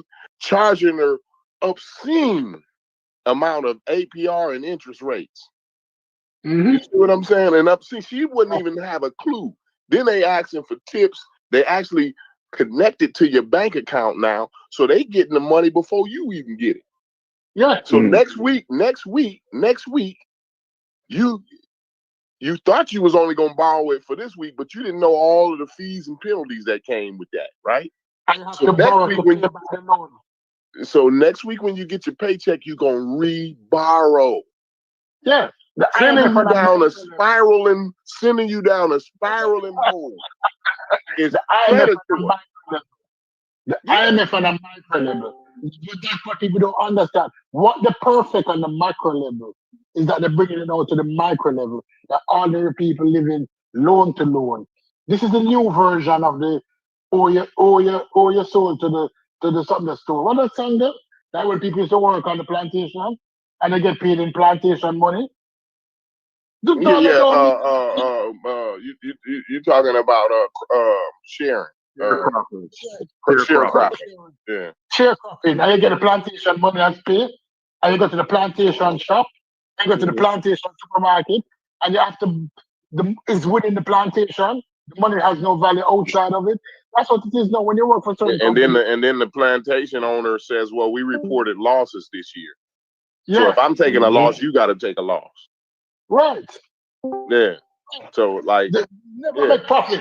Question would be to Chef, using that example, would he class the sharecroppers as failures due to their own lack of ingenuity or whatever, or would they be failures due to the built-in sabotage of how that business relationship was done? No, my question is, them sharecroppers already can see it, right? But they just don't. They lie to themselves. Most of the time, when you get scammed, even today, Stupides and Haskell, right? If I was to scam y'all, both of y'all two, out of $1,000, I could still come on this lie. It's very likely I could still come on this Discord every day, and y'all won't mention it. Why? Because y'all embarrassed. Y'all embarrassed to let motherfuckers know that I scammed y'all too. See what I'm saying? That's how that shit go. And so that's what happened with the sharecropper. They know they was getting fucked over. Yeah. You see what I'm saying? But they can't. They gotta keep it cool to keep the old lady at home from being worried and the kids being worried. You see what I'm saying? Yeah, it's kind of they had to do what they had to do because that was the only game in town, right? You coming right out of slavery. What are you gonna do? You got to take that deal. It's really nothing. There's no other really options, right? And it's the same. It's the same game that they play with the IMF on a global level. You know what I'm saying? These countries are coming right out of colonialism, right? So you have no infrastructure. You have no continuity of business or doing business, or you know what I'm saying? You start from scratch. So in order to develop your country, you got to go borrow some money from these people. And then what they do, they write that fucked up contract that's going to keep you buried in debt in perpetuity. So the game is played here. Everybody signs to the contract. Chef and Fetty, stop what y'all doing. Come off of mute. That's all I'm saying Y'all is, cook right? these niggas, So man. the, Y'all, so the girl, they the cooking girl y'all right now. is the same thing basically on the micro scale, right?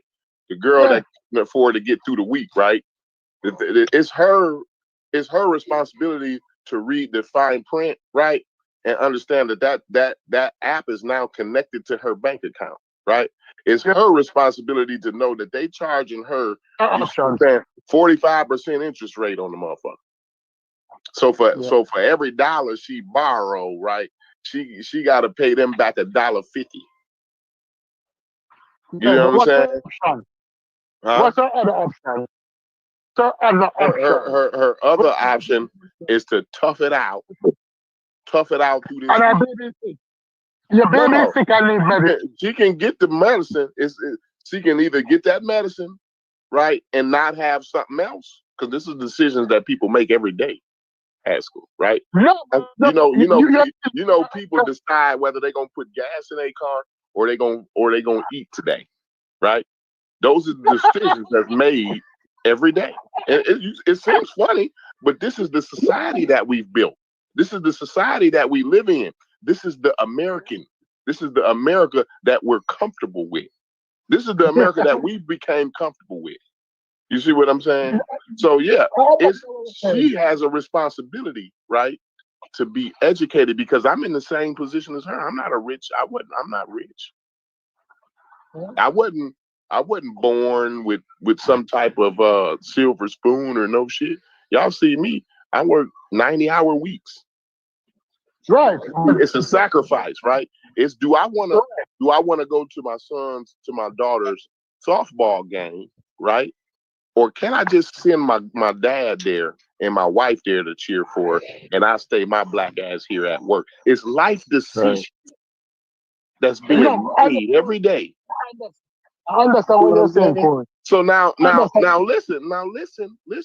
Now it could be that I, right, pay the ultimate price, and the girl who got the other girl that got the medicine, right, she do good, right? Because see, now my daughter, the ultimate price might be that my daughter may say, my 9-year-old may say, well, Dad, that was kind of fucked up, bro. You ain't never come to none of my softball games. You know what I'm saying? And so I really don't fuck with you like that. See, those are things. Those are all decisions that have to be made. Your personality, who you are, is all based upon a bunch of decisions you done made. You see what I'm saying? Go ahead. No, you're right. You're right, because the decision, if you realize that you don't have the resources. Now understand, I am not arguing for Chef. Now he got to bail his crazy ass out. Now he done said a couple crazy things here. He got to bail his own self out of that. You know what I'm saying? Imagine, let's look at the scenario, Corey. After the medicine this week, next week is the rent. So now she have the rent and the medicine loan. Then she have, if that is one thing, if it's one thing, it's okay. You can overcome it. But most black people around the world never just face one problem. When the kid's sick, no food not in the house. So now you decide, am I going to get food in the house, or am I going to look after the sick child? Mm-hmm. School due. It's always compounded. And it's compounded, definitely. Mm-hmm. It's always it's not one thing. When people say, oh, it's the medicine, chances are the child sick because the child nutrition never good. Mm-hmm. There's no good supermarkets in the area that you live. The last time, if you point on a strawberry, the child can identify. Absolutely, I agree with that. I used to tell somebody, now this girl was acting like she's all that. And I said, that your baby can't identify chicken leg. Your 6-year-old child never said chicken leg from a born. Or somebody will tell me that oxtail tastes like turkey neck. Jamaicans will get that. Turkey neck look like oxtail when they cut it up. And some people want to tell that oxtail tastes like turkey neck. And you say to them, you're joking. Oxtail in no way tastes like turkey neck. You've never seen. You've never seen a burger. There's simple things like that. Because what we face is economically from day one. It's easy to compound problems. So is that racism? Is it Get these racism? niggas, The Chef. compounding of the problems, or what? What are you saying, Chef? Yeah, I listened to y'all, and like I said, even in my statement, I said that racism, I believe in it, and I believe in systemic racism. And I said that racism do create disparities, right? Said it. You know what I mean?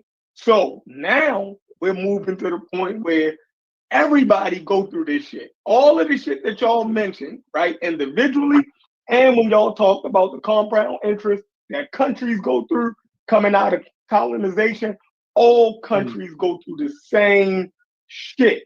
You dig what I'm saying? So, and they all face exploitation from the previous their previous colonizers, right? Right. Fine. So where is anybody disagreeing so far? Now, I'm not even talking about particularly black people. I'm talking about every country that went through this. Right. Do y'all agree? So far, I'm walking with you. So far, go ahead. All right. I don't know if everybody else. I'm speaking for myself. That was it. I don't know if everybody walking. Go ahead. So far, I am. Everybody didn't go through it, but continue. Oh my God. So who didn't? What colonized country didn't go through this? All right. China. China. No. Yes, they did. No. Let's talk. Because when we talk about colonized countries, we need to establish this, that you have countries that have been established longer than other countries, right? African countries, not because of the borders and on the map. When were they established? And when they were established, who were they established by? No, the majority of colonized countries weren't established. They're new countries. They're relatively new countries, less than 100 years old, in terms of getting their own autonomy. Would you agree or disagree with me on that? I can agree with that, but that's the majority of the countries. The majority of the countries in Asia and Africa and the Americas face the same issues around the same time. Are you serious? Give me an example. So you telling me India was India 200 years ago? No, it wasn't. There was fledgling kingdoms all through that whole subcontinent. Pakistan is new. India is new. The current construct of what we call it, China, that shit is new. Yeah, Are those y'all countries wasn't serious? even popping in the 90s and 80s when I was alive. Like, That's why. But yeah, that's why let's be India's real. so fucked up. India is a failed state too, Chef. Yo, I'm saying India, well, don't just pick India. India is doing hella good compared to African countries. The people You at the feel top me? are. The people at the top are, as a population, fuck no. I would say Africa, I would say we would be in a good position if we had a country that was on the level of India. I wouldn't be able to make this argument. I'm saying that. If we had an India, the conversation would be over. I would say, y'all got it. Y'all right. If African countries are India, then there are many Indians. There are many India. There are many Indians. See, now you're about to come with another excuse, bro. Nigeria is a India. If we're going to say India, Nigeria Excuses, excuses. Keep cooking, Chef. Nigeria is a India. Would you agree with me on that? If What are you talking about? Nigeria is an India. You talking about in terms of GDP, production. In terms of the population who is wealthy, the population who is middle class, and the population who is poor. India is the largest middle class in the world.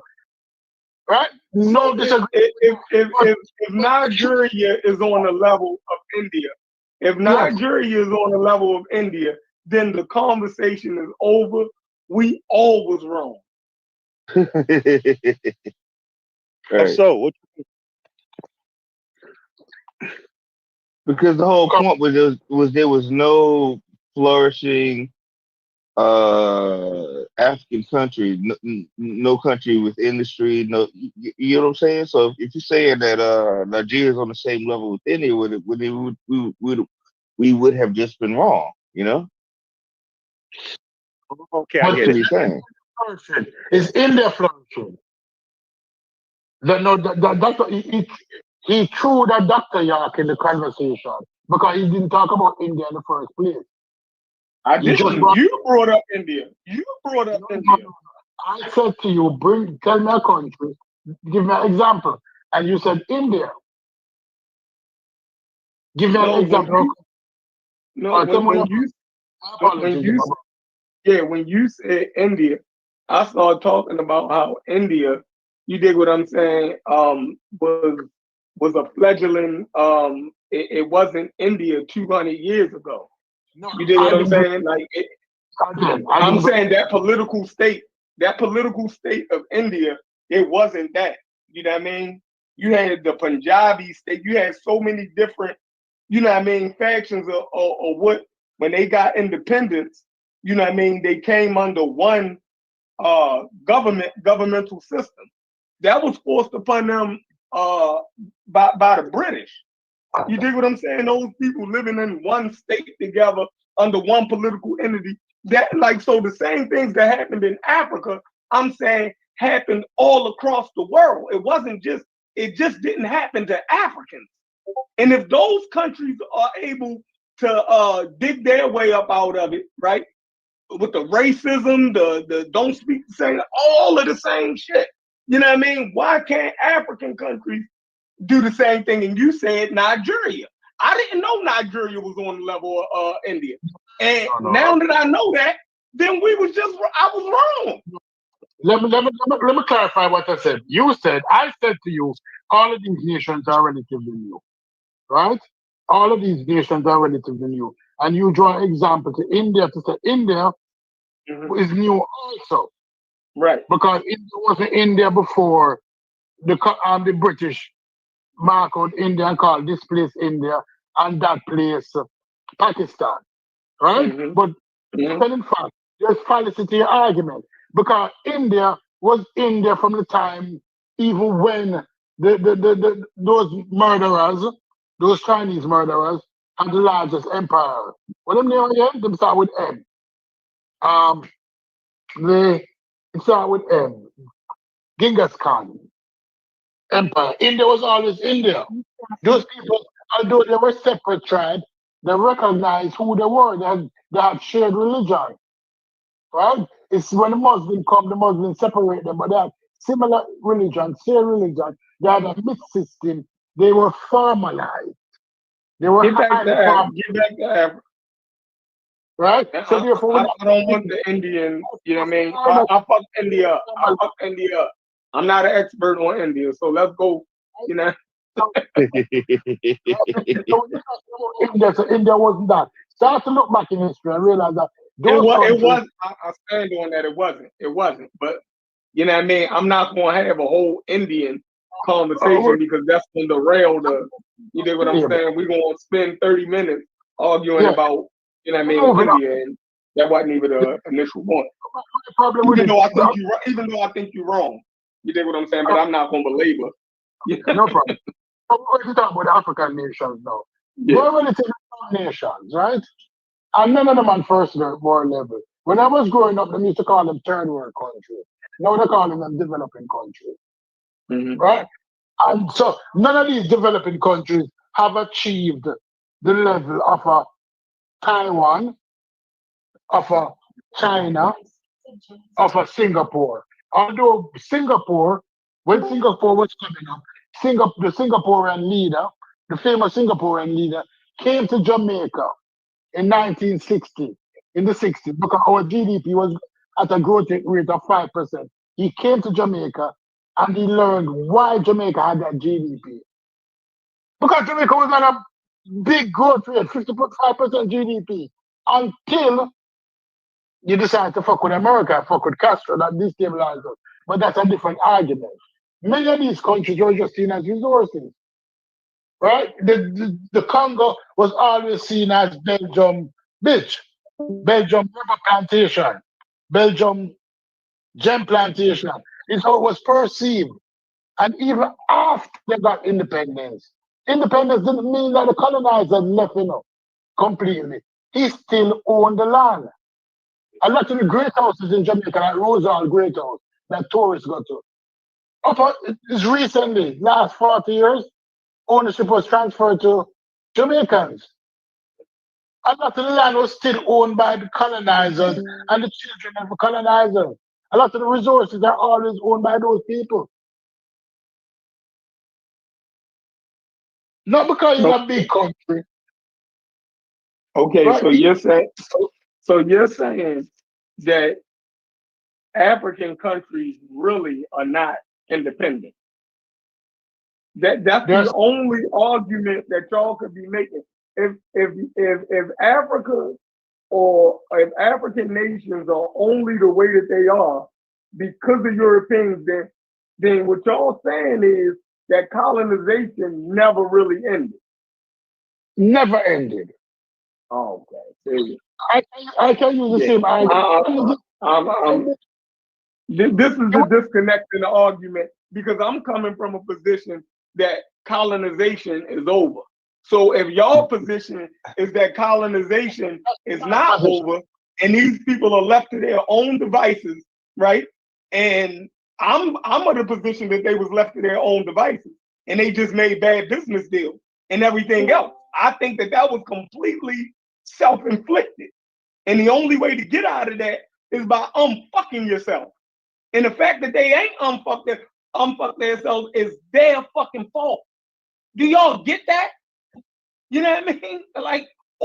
But I get it. Y'all saying that colonization was never really over. Y'all believe in neo-colonialism or some shit. You dig what I'm saying? So that's the problem right there. They're not truly autonomous. They're not sovereign. You know what I mean? All of the shit that I believe that Africa was, y'all telling me it never really happened for them. But it happened for the Japanese and everybody else. But the true freedom and shit never happened for black people because of racism. I got it. Yeah, I would love to hear what Brother Majasi would. I would love to hear your thoughts on My this. God, Like, Chef cooking, man. What's gotten into you, Chef, over the past 2 days? No. yeah, I ain't gonna lie. Like, this is You cooking. No, people. No, yeah. people on the panel think that. Colonialism. It's not You believe over. that? Do you believe that it ended? Oh Jesus! It didn't end. It didn't end. Oh man! These colonial powers left these states and left all resources in those states to the autonomy of the individual in the states. Is that what you said? So Patrice Lumumba and them died for nothing, right? Nkrumah presidency was a farce. You know what I mean? African independence never really happened. We've been living in a fantasy world since the 50s. It's basically the white people are so bad that they pulled the biggest scam on the whole fucking man. That's crazy as hell. Motherfucking Haiti never was independent then. They never was able to make their own decisions. Let me give you an example. Jamaica don't have a Jamaica I mean, don't have a choice for why they the way that they are. Because white people just I'm trying to figure out because I think Stu Pease really laid it out clear. Chef, I'm trying to figure out the question that you're asking. Are you serious with your question or are you being sarcastic? No, I'm being sarcastic. Gotcha. I'm being sarcastic. Okay. Because you had me convinced. I'm like, I don't know if he's serious or not. Is he really asking this question? But that's what it's leading me to, though. So y'all, I'm asking because I'm saying that decolonization happened. But everything that he's arguing, he's saying basically they don't have true autonomy. They're not sovereign. You did decolonization was a farce. So that means that all these African nations in them has been tricked for the last 60 years. So they dumb. That No, means No. something gotta be wrong with you. Yeah, Chef, yeah. they have And if that was the case, then y'all win. At that point, I mean, we can't win. Like, so y'all win. Like, there's but no the there's point, no overcoming that. but the point, but the point I think Chef is missing is now you have corrupt leaders who are carrying on Right, the colonial mentality and fucking up the country. It's not just right. they And woke up one day and said we want to fuck up the country. They're getting Self-inflicted. bribed. They're getting bribes. These leaders. Self-inflicted. Listen, I had a man So tell me. He said, listen, one of the kings of his country took some of the wealth that was laid up for his people, sold the shit off, and went to Europe somewhere. So we understand that there's definitely some self-infliction, but it's part of a mental problem that we're suffering with this corrupt mentality. Okay. When we were on our own, despite all the shit that you talk about, I'm with you. I'm with you. I'm with you. any and everybody would tell us ancient Kemet was one of the greatest and most Oh God. peaceful civilizations. Africa was doing very well with what they were doing, despite whatever we think. They were doing well on their own with all of what we think was bad problems.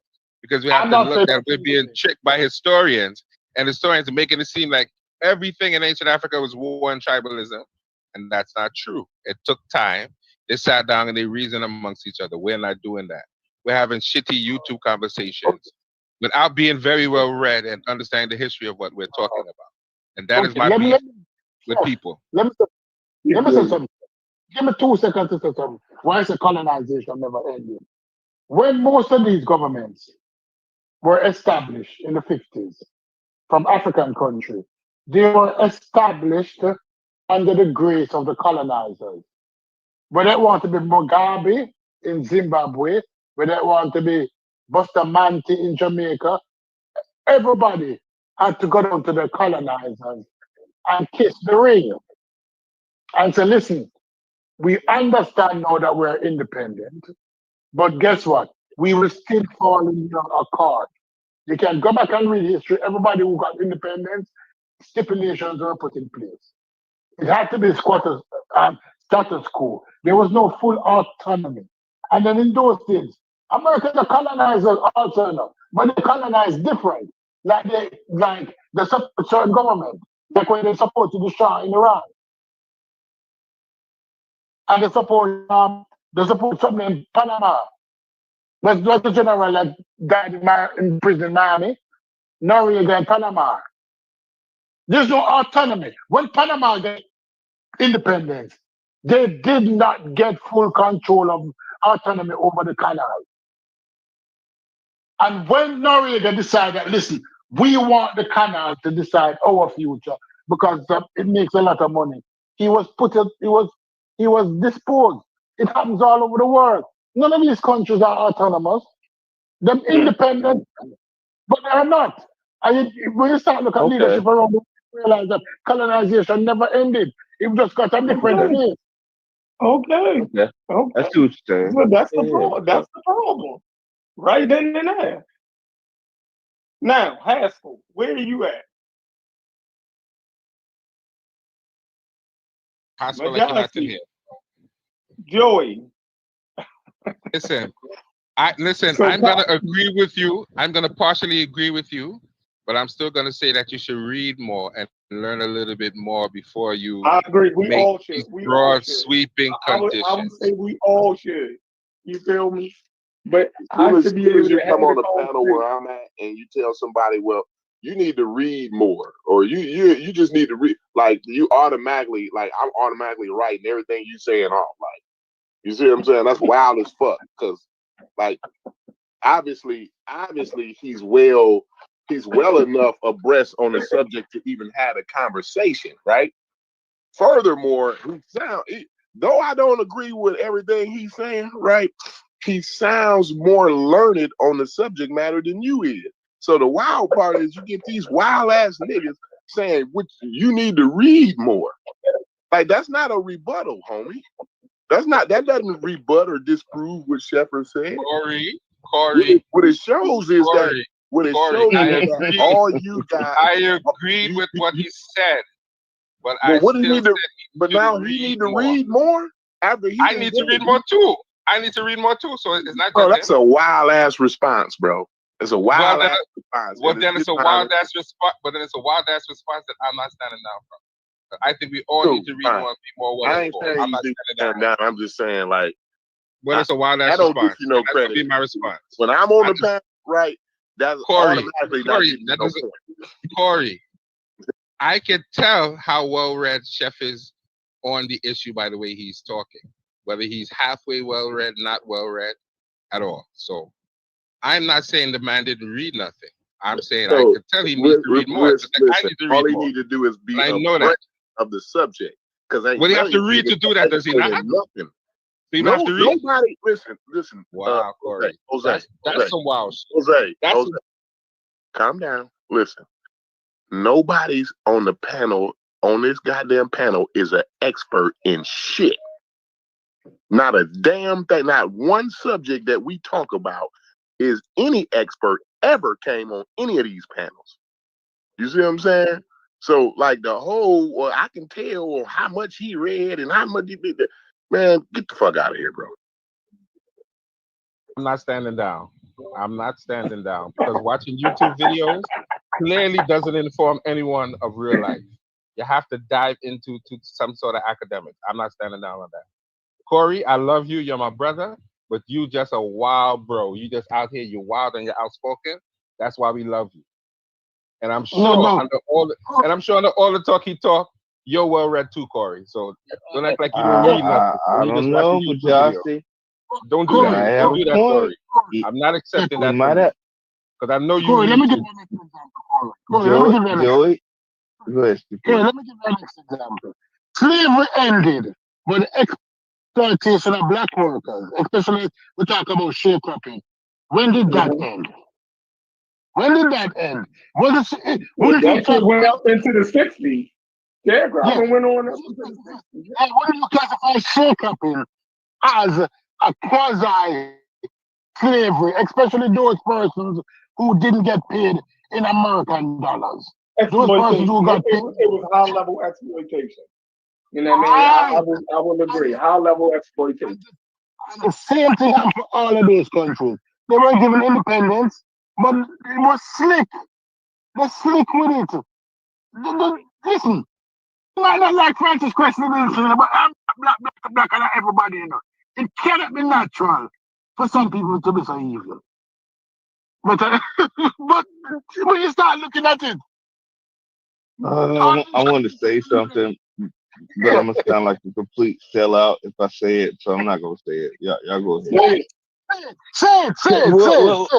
Because here's the thing: everybody's experience is not the same. I know my family's history, and actually, I'm not saying sharecropping was a good thing. That's not what I'm saying. But my family did come up off of it. I'm just saying, like, it might not have been the same for everybody. I'm just saying, like, but like, yeah, like, you can't speak in absolutes with anything. You feel me? Okay, we hear you. Yeah, I'm just saying, like,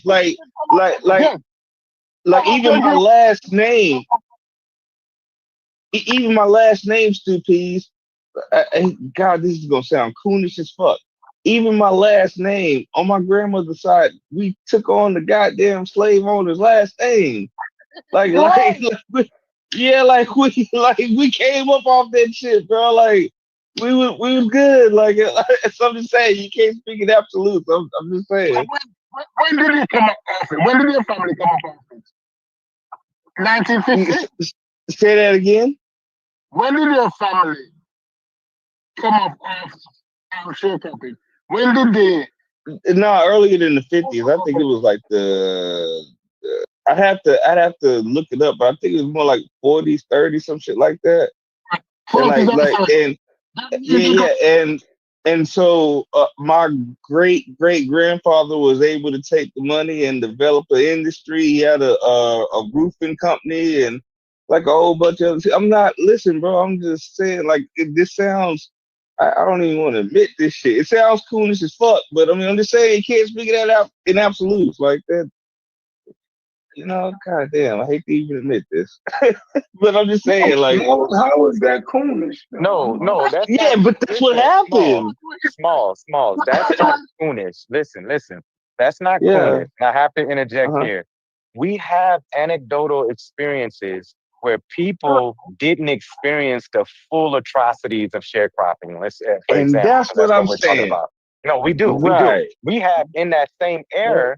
We have a few black folks that managed to make it into higher classes of finances, They economic. thrive. They They thrive. some of them Yeah. thrive. We've had a political class that developed during the sharecropping era that had and even existed before slavery ended that really It is managed to move anecdotal into though. position to change their trajectory. However, the complicated thing about this is that when we speak in the critical mass, the generality, when we look at the statistical reality of Black folks during sharecropping and the peonage in that system, that's when we kind of do an accumulative assessment of things. So it doesn't Mm-hmm. disqualify Right. your ancestors' experiences. What it does, it says, what Stu Pease is elevating is that when we look at what happened in 1865 and the ratification of the 13th Amendment in 1868, we knew that slavery, for the most part, ended in its formal way before that.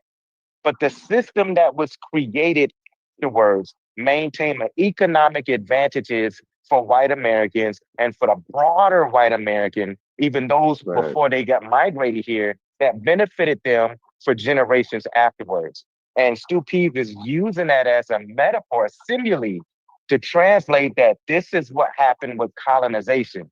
There was no group of Europeans that just walked away from Africa and said, okay, well, the niggas want to take over. Let's go ahead and hand it to them, sign that right here, and we're going to go ahead and ship on out of here. Yeah, let us move those boxes. We done. No, they buckled in. They created their strings for puppetry. They created their industry of contracts. They created, debt. They created structures to make sure that, yes, you can rule and be in face to look like you're ruling, but all of the economic resources underneath, this is ours. And we're not going nowhere. And we got the gun to make sure that that's secured. And that's what neocolonialization looked like. And if we study, and I'll land here, if we study all of the liberatory personalities that came in the 1950s and the 60s during the independence movement in Africa, most of them was overturned by a coup or some type of militia in the right wing who was funded by the same European groups that were so-called backing out. And so it never really transferred into complete autonomy of the Africans to own. It just looked like it did. But ain't no European or white group ever gonna sit up here and pass up no money. If they've been in there for 60, 70 years making money off of some land and some group of people exploiting it, they ain't gonna just walk away just because some revolutionaries came up and said, we want this for ours. They just gonna change face and adjust the system just like Jim Crow and segregation did, and sharecropping did. And I land there. Thank you very much. I appreciate your eloquence to explain my points. Beautiful. It can't be said any better. Colonialism never ends. Well, Johnson preaching it this morning, bro. I ain't gonna lie. Yeah. No, I'm not preaching. I'm just reiterating what y'all already said. Not even I'm preaching, just reiterating what y'all already said.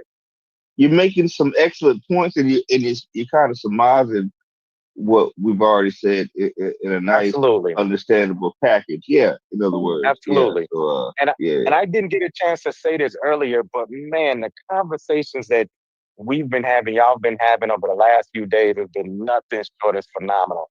I haven't been able to jump in, but I've been listening, taking notes when I can, and just been impressed. So I appreciate y'all brothers for having a much wider conversation than the Gorilla Gate and Black Egypt. So I appreciate y'all brothers. Hey, Mujasi. And gentlemen, you go ahead, Joe. That is what being well read and well studied sounds like. Right. That is someone who didn't watch 20 YouTube videos last night and actually opened a book and read something, wants to impart some knowledge. And that is what I think we need to do more of. Get together and study and have more intelligent conversation. I'm angry, you angry. but fist pumping has its place. I don't mind the fist pumping and the keeping it real, but as Dave Chappelle said, keeping it real can go wrong at any time. That's all I'm saying. Well, you know what? I'm gonna say this much too, Joe, and add on to what you're saying. Value your brains, brothers. Because there's a lot more that I want to contribute, and a lot more that I'll be able to contribute. But I have a head injury, and so like, listen, I would give up any muscle in my fucking body, like to just have my brain. You know what I'm saying? Like to have the memory I used to have, and like so when you guys talk about read this like shit, I've read shit that I can't even remember though. So like, Right. yeah, bro, like yeah, like this is not only a valuable group, but I'll just say this much too: value your brains and take care of them, man, because that's listen, biceps, triceps, pecs, ain't nothing. if the brain is a muscle, then that's the most valuable one. That's all I'm gonna say. Because there's a lot of times I want to contribute and dive in, but my memory is fucked. You know what I'm saying? From a goddamn car crash. So yeah. But here's what I want to make sure I mention this just kind of as a pushback element to, I think that's you, Joy. I'm not sure because I'm have my phone barely available to me. I hear what you're saying in terms of we should be literate and we should be reading and have some good study efforts. And I actually just posted our flyer for our study group for TMI. My Yeah, I concern saw is that that. okay, cool. I don't want to create or even advocate any position of elitism around studying and literature and going into reading because I say that because some of the most deepest wisdoms I've ever gotten from people were from people who was unread, people who just know how to observe the environment, who knows how to just analyze people, who knows how to see and just assess their experience and try to ask questions and make sense of it and having deep dialogue with people. And so there's a learning piece that comes with that. We Interesting. can't Okay. underestimate and undermine the power of what's happening with these exchanges on the Discord. Because brothers are learning, whether or not they want to admit it or not. Brothers are learning, brothers are inquiring. You know, we're shaking some things up, we're watching stuff, we're having some discourse that's allowing us to challenge our previously conceived notions and pushing us to deeper thought. And so reading is one modality to do that. But documentaries, listening to certain things and having dialogue, that's always been a part of our learning process. And that's why we called it the fire pit, because even the history and the trajectory of Africans gathering around a fireplace wasn't only to study the Bible. It was to organize. It was to have some deeper conversations. It was to pray. It was to clap. It was to heal. But most importantly, we talked. And those talking conversation passed down stories.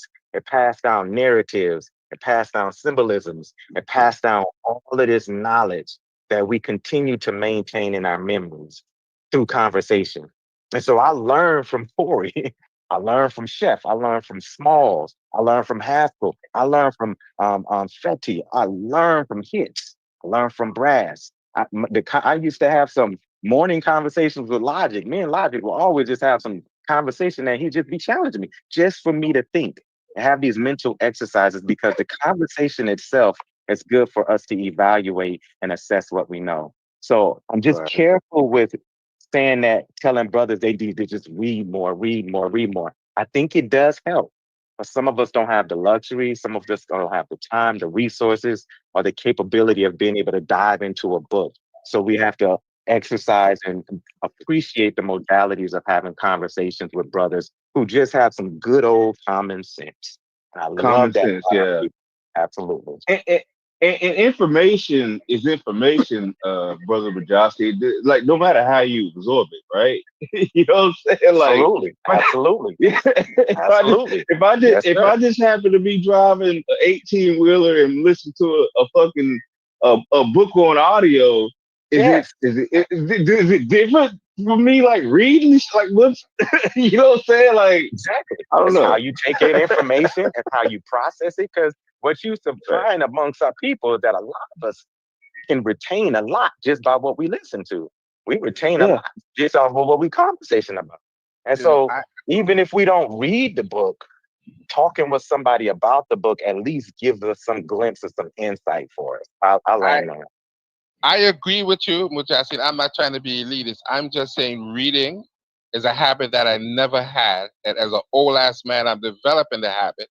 And I think it helps me. And I'm trying to encourage others while they're young to make an attempt to read something. It depends on what you read. No doubt. It depends on what you read. Because I didn't read just so because much you read shit. don't mean it's gonna broaden your horizons. Yeah, Some of the shit you read make you stupider. But go ahead. I didn't read so much shit, and I don't like to sit here. Y'all never gonna get me to butt my chest about that. Like that's I take all of those slights because I didn't read so much in my motherfucking lifetime. Like I'm just going off the hip now. There's enough information that's downloaded where I can go on YouTube and basically shoot from the hip. You dig what I'm saying? Like that's what you do when you once you develop those type of fucking muscles. Once you acquired enough information, you can basically have these conversations, Joey. You feel me? You don't have to be I agree. So I'm asking the question. Now that we didn't got to the bottom of it, right? I'm saying now y'all saying that the undevelopment of Africa is due to outside influences. And for some reason, these colonial outside influences dealt with Africa in a way that they didn't deal with no other people that they colonized. That's what I'm getting. It's either racism for Negroes, right? That's worse than the racism that they showed to Indians, Chinese, and anybody else. That they only dealt with Negroes in such a way where we're the only colonized group, right? That was colonized by Europeans that can't get out the fucking mud. It's either that or it's our inability to be able to deal with him intellectually. Because if he didn't trick the whole world, that colonization never ended. It gotta be something wrong with niggas if they been tricked for 60 years. Like that, we're a part of the United Nations and everything. All of those countries got seats in the United Nations. Nobody brought this up. It was a false, basically the Emancipation Proclamation and the freeing of the slaves. You're basically saying that they could have tricked us on that for the last 150 years.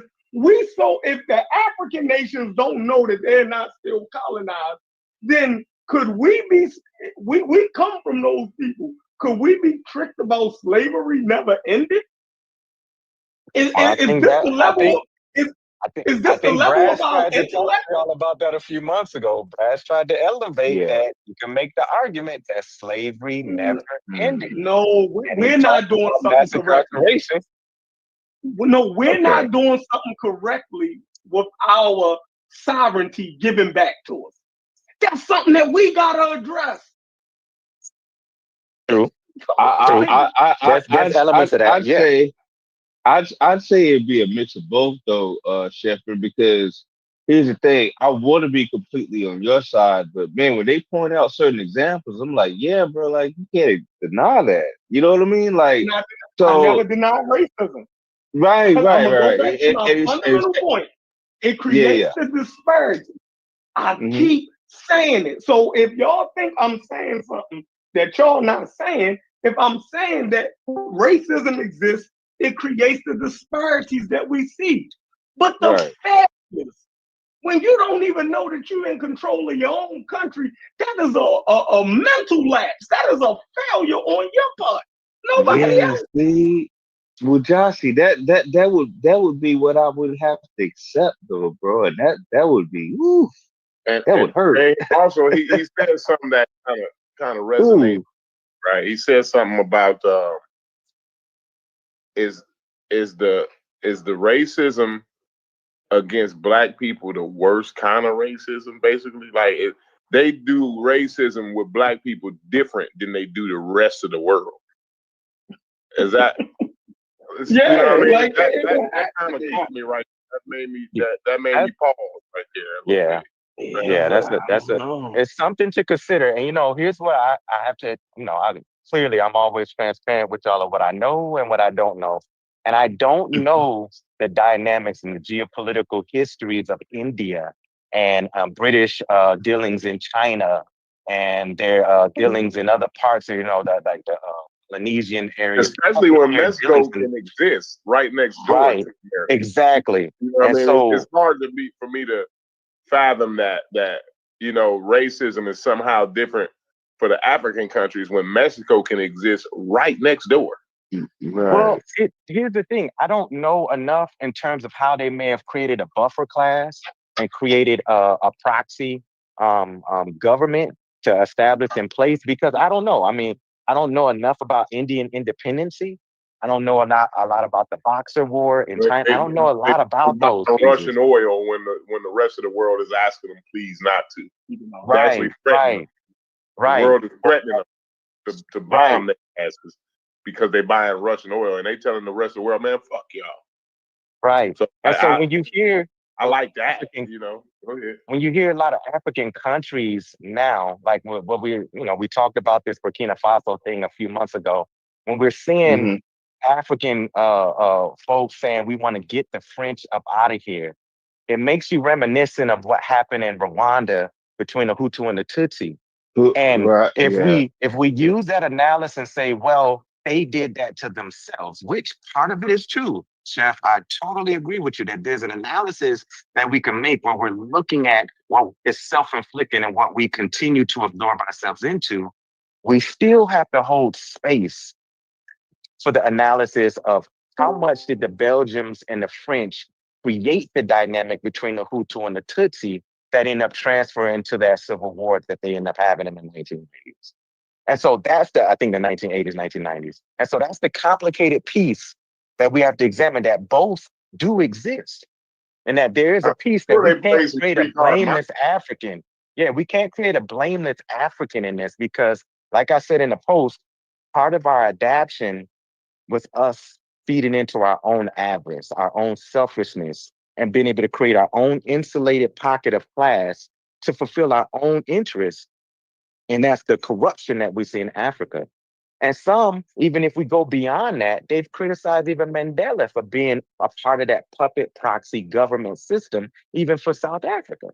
And so there's a lot of different ways that we can explore how neo-colonialization transferred into creating false notions of independency that makes it look like they are in control and that they're doing this to themselves. And in reality, there's always a corporation, an industry, a company within foreign interests that's controlling a lot of the domestic policies and domestic programming that exist on the continent. We can always find both analyses that exist.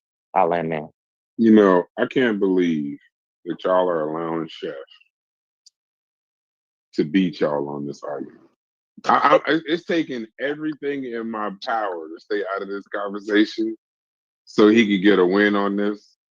What are you hearing, Braxton? Where you saying? It's what I'm not hearing. Y'all so focused on racism. Y'all ain't saying nothing about chattel slavery. Y'all ain't saying nothing about Jim Crow. You ain't saying nothing about Reconstruction. Nothing you're talking about. We talked about Jim Crow. Yeah, but racism.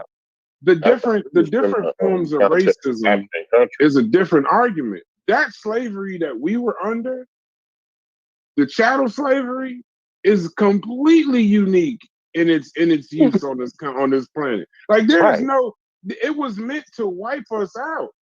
It wasn't it wasn't indentured servitude or nothing. It was and then right after that, you know what they gave us? Nothing. Reconstruction. And then you know what they gave us right after that? Jim Crow. And then you know what they gave us right after that? Civil rights movement. We're literally, as far as like people on this particular side of the world in the United States, we're nowhere near where we are, but it's because what we went through was unique. And it's not an excuse. It's not a damn this, that, nothing. Now, some people, I agree.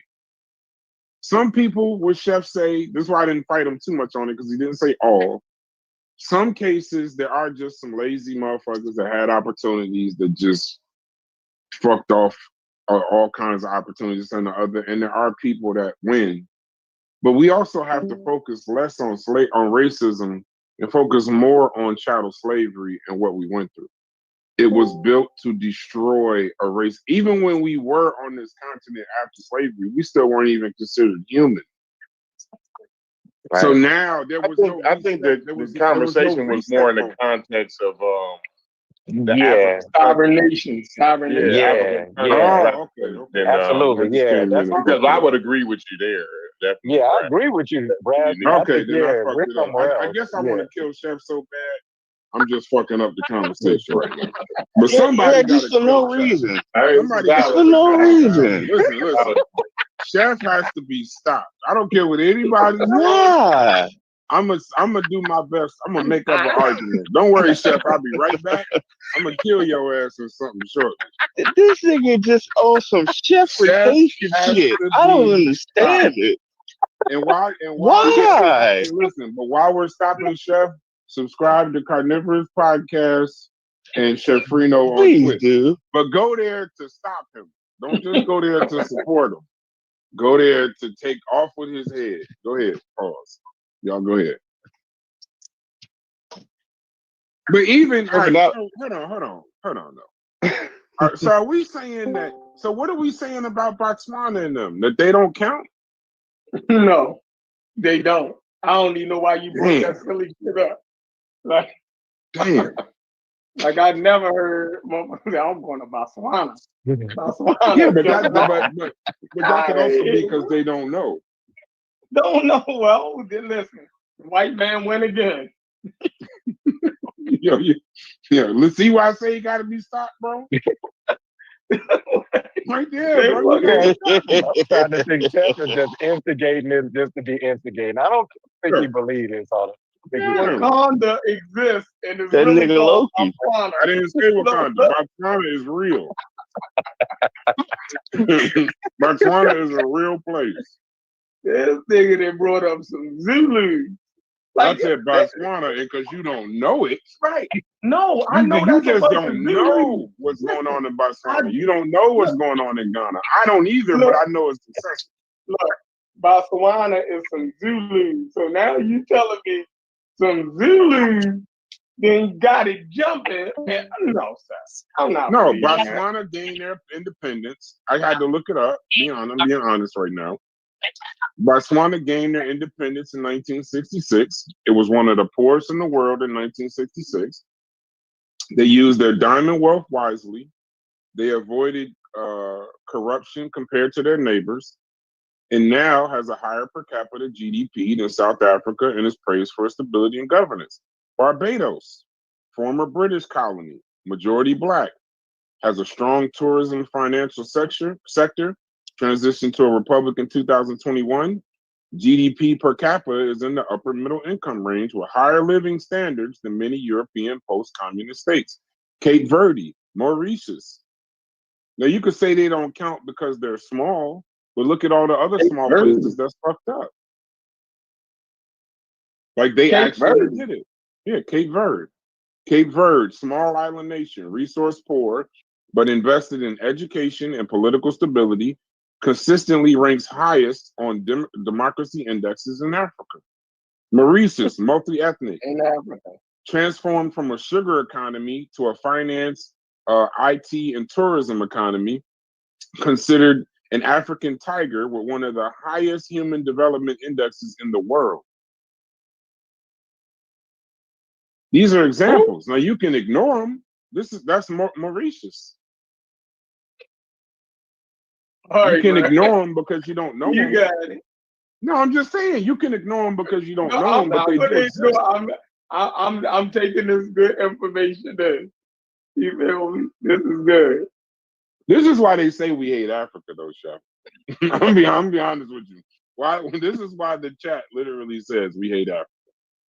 Literally. No, this is why.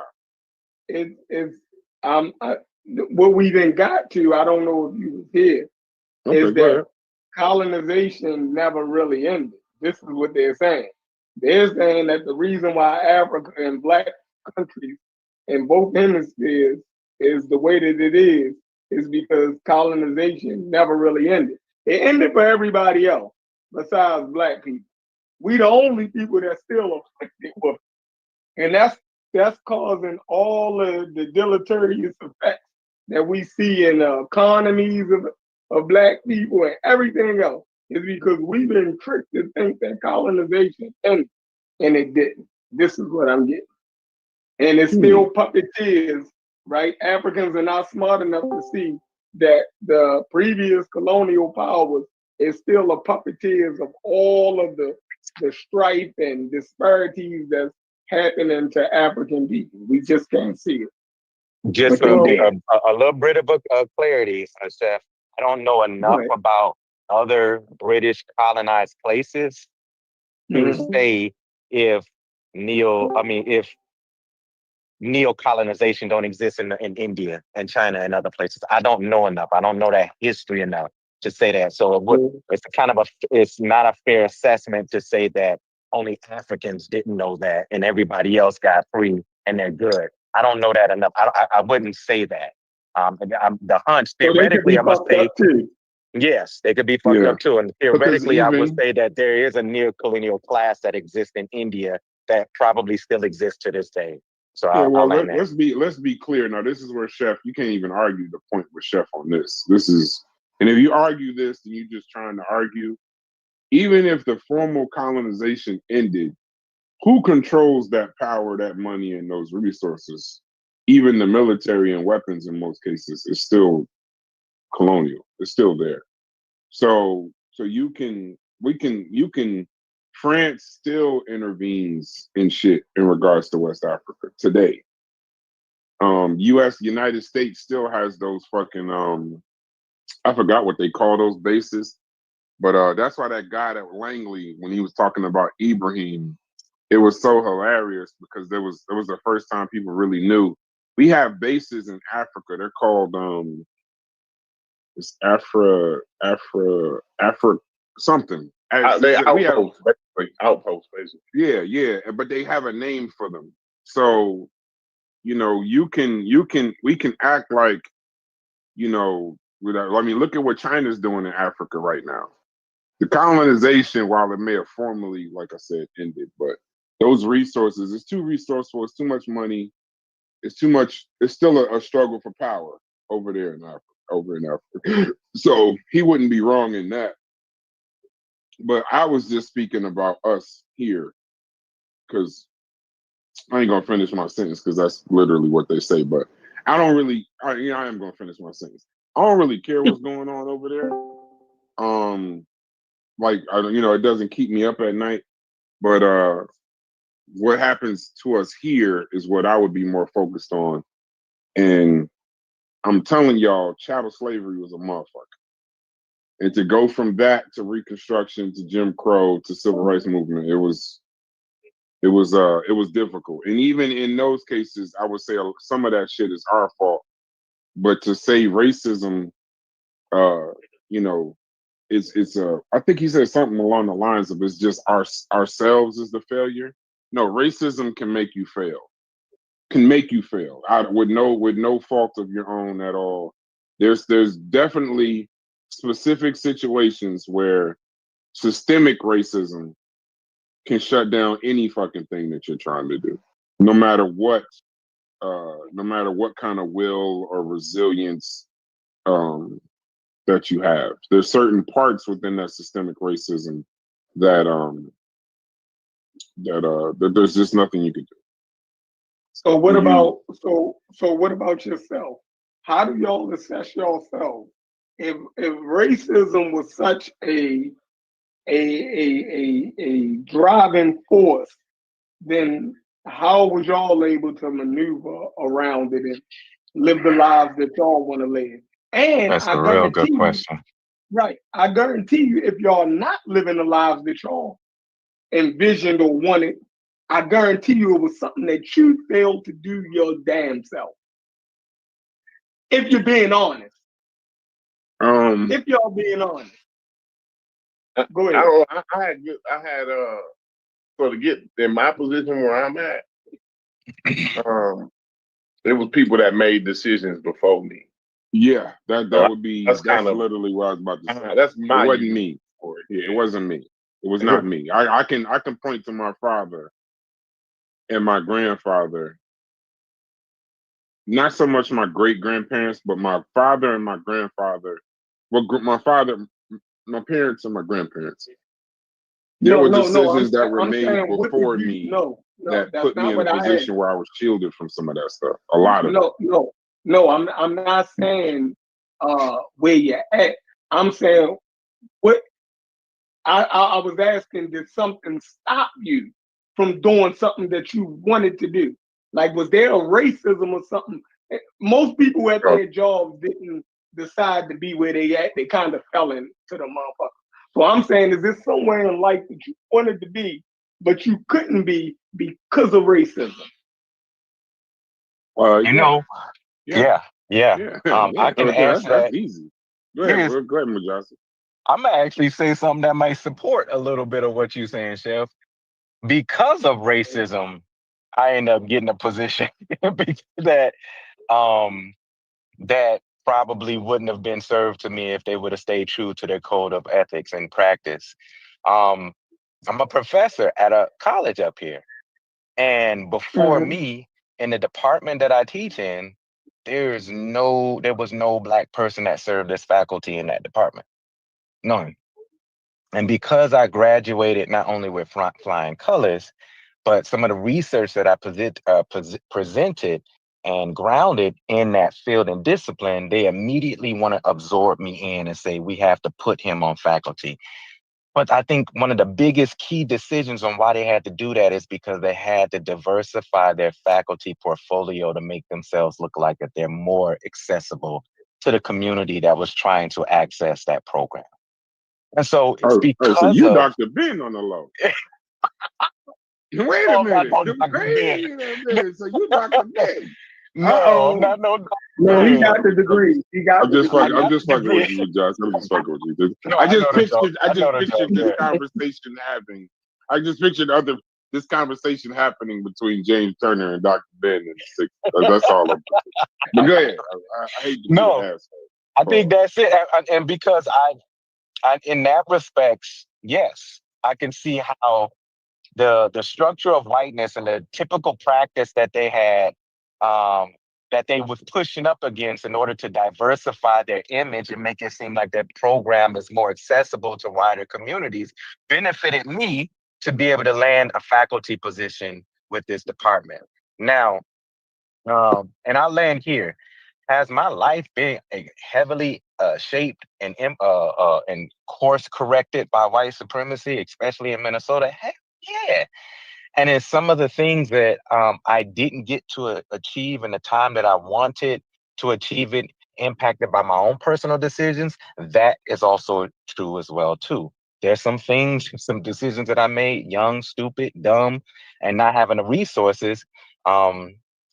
It kind of changed and altered the trajectory of what my life should have been.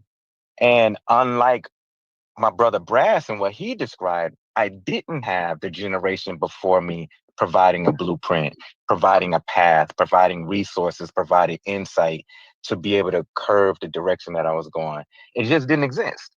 And so there's a lot of things that I had to push through because of what we call the intergenerational transmission of their experiences with racism and how it dictated the life trajectory of my life. I had to still push through those barriers in order to get the degrees, in order to buy my home, in order to start my family and stabilize my family and do some of those things. So yes, both exist. Am I impacted by white supremacy? Yes. But did I also make some decisions that impacted my decisions around that?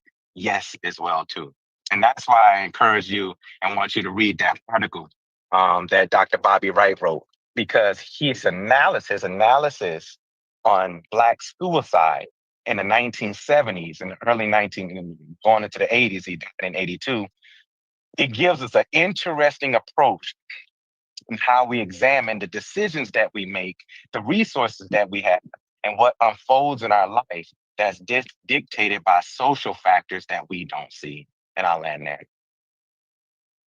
Yeah, even excelling in the field of even excelling in the field of real estate, excelling in the field of finance and investing. Racism is sad, but I know I pay more because of the areas that I have to, in order to compete in certain areas, I'm kind of locked out of as far as investment. There's a lot of conversations that I'm locked out of, places I'm locked out of. So even while saying I'm successful, right, I'm not where I want to be.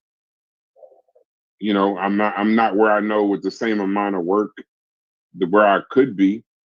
And then there's just little stuff like there's not a guarantee that even what I'm trying to do is going to work because I don't know what they're going to do to lock my son out or to lock my, there isn't no built-in measures to, there's no built-in, it's like you're walking a tightrope because there are no built-in measures for stupid generations of my family. There are situations where, like George Bush Sr., George Bush Jr. could be stupid and an absolute.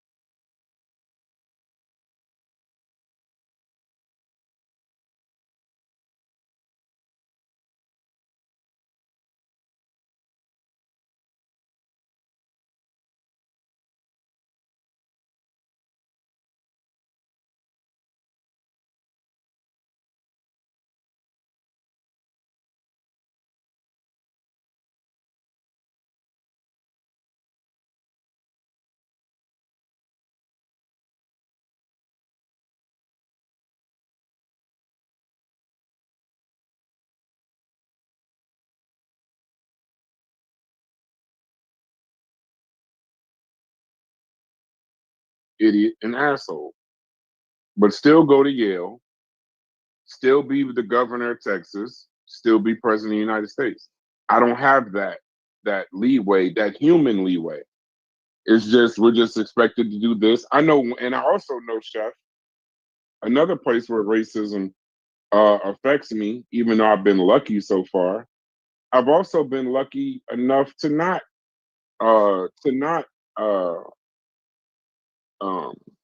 for certain things not to be taken away. I know I could do one thing where all of the shit can go. I can get a DUI. I can get an assault charge. I can make a mistake, a human mistake, human error. But my human error could throw away all, pretty much everything. So yeah, that's what's going on with us. What would you say, Corey? Oh no, yeah, I'm listening, bro. Hey. Yeah, no, I mean, so I don't agree that I just don't agree that when we say that the mantles of racism, this, that, and the other. I've never done. I always thought that appraisal thing was a myth. I hear people say it all the time. I just changed the pictures in the house and got a $300,000 valuation. I'm in real estate. I've never seen that shit happen, but I do know for a fact that properties I have, the amount of work I got to do compared to what somebody else has to do to get them to appraise at a proper price, to be able to purchase them at a proper price, or a proper price where I can make a profit. Yeah, it's a little different. So, but now here's the thing, Chef, and this is why I say when my parents get involved. My parents taught me more about the residuals of real estate and the residuals of finance versus trying to be a for-profit financier. So the long game of finance, I wouldn't have never known that because it takes that kind of experience. And I'm sure they had to go through a lot of bullshit that I just didn't have to go through, that I was shielded from. Remember, there's 13 other versions, or there's 12 other versions of me that went ahead of me and all my sisters and brothers. So I'm an anomaly in a lot of this shit. That's why I don't like to throw success in people's face, because I know very well in the same set of circumstances, it wouldn't have been that way.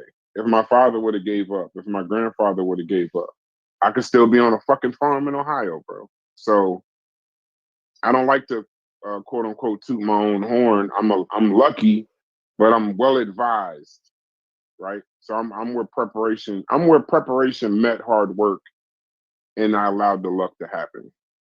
So it wasn't devoid of racism. It was in spite of racism, with racism working just as hard to take away my success versus stop me from being successful.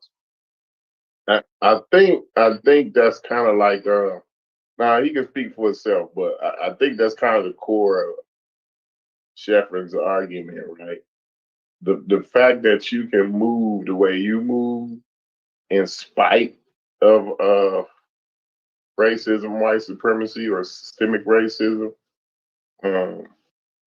Why can't them countries do that? Global politics is different, Corey. You know that.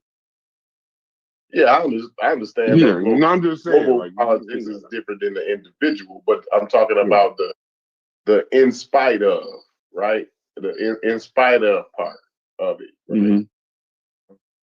I think that's kind of the core. Now he could step in and correct me, but I'm thinking he's saying that's kind of the core of his argument is, in spite trade embargoes and tariffs, right? In spite of all of the threats and the divide and conquer, and they funding your next door neighbors and arming your next door neighbors, in spite of all that, right? You figure out a way to overcome that and still move through the channels and end up successful on the other end. Right? Yeah, you got to do a little bit extra. Yeah, you got to call your white friend to put the pictures on the wall. You know what I'm saying, or whatever it is. I went to a jewelry store one time, right? And I had one of my white friends, buy the piece of jewelry for me. You know what I'm saying? Like, it's different ways to maneuver in the world, right? So I think what Chef's saying is, why ain't they figuring it out? You know what I'm saying? Because India figures it out, and other countries figure it out, so to speak, right? Why? That's the assumption, Corey. That's the assumption, because I mean, I don't know if they figured it out. Do you know that for sure that they figured it out? Okay. Well, so I think now it's still. Now I agree with y'all when y'all talked about the arm of colonialism always kind of lingering around. But even so, take Brass's story for example, right? Even in Brass's story, the systemic racism is still lingering around. I was telling Shepard, I think Fetty was on the call one time, on a Discord or whatever. And I was telling them, like, for the overwhelming vast majority of my day, right? I'm facing racism for the majority of my day. Like when I'm not home, you know what I mean? When I leave off of my property, immediately once I leave off my property, for the majority of that time, I'm dealing with racism, either directly or indirectly, right? I remember you saying that last week. Yeah. Yeah, but I maneuver. You know what I'm saying? I still make way. You know what I'm saying? I can relate to that because in the trucking industry, you definitely deal with that same sort of thing. Absolutely. Especially when you get to especially when you start to gain responsibility, like in your field, like you understand what I'm saying? Right. Because you could just be I don't think I would face as much racism if I was just an average cement mason. If I just went to work every day and I wasn't in charge of nothing, I just did my job and came home. That was it. I don't think that I would face as much racism, right? But it's the fact that once you start to try to move into the spaces that Brass was talking about, it's these different spaces that you got to get into that he's not allowed in. You know what I mean? And then even sometimes he might slip through the cracks and get into those spaces, right? He's still dealing with that racism as he's in that space. You know what I'm saying? So I'm saying I hear both sides, but I just want to know why can't the other countries do that? But go ahead, bro. And then I want to get into that. After CPs, I want to get into the country part because there's a few differences we're not addressing that would make it a little bit clearer based on countries versus individual. But go ahead, CP. Right. What you just answer, you answer the individual part, but you answer that the system as it exists today will only accommodate so much until it cracks. So it's all right for many people of color, black people, to be successful.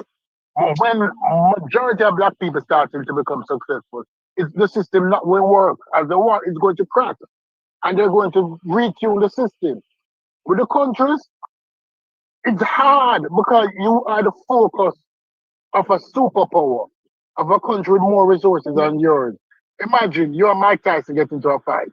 There might be 54 of you, but Mike Tyson focusing directly on you in his prime. Mm-hmm. You're going to get your ass busted up severely. And everybody's afraid of Mike. So nobody's not coming to help you. Because they see you getting your ass busted left, right, and center. Uppercut, right, jab, tooth, everything out. Eye socket, break. That's what it is. So when people talk about, oh, I'm successful here, the system allows people to be successful. But once it's past mass, the system is going to readjust itself.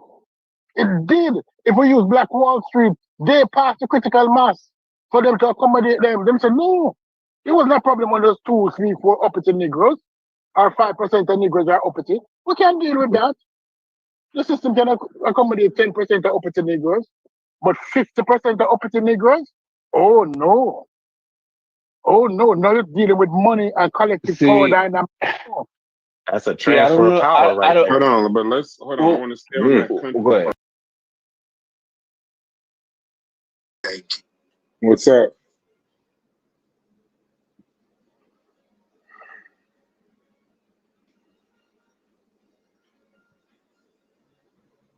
What's up?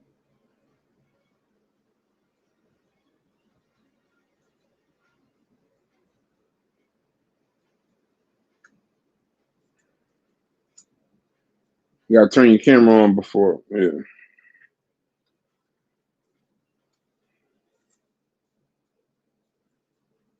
I like no, go ahead. Like I just don't want to get away from the country and individual because there's some distinct differences that I want to bring up. And I then also looked up some stats so that we can get some clarity on a couple of things. But go ahead, Simone. Because the only thing about what Stupees just brought up, that goes from baked in to conspiracy, and that's where you kind of lose me.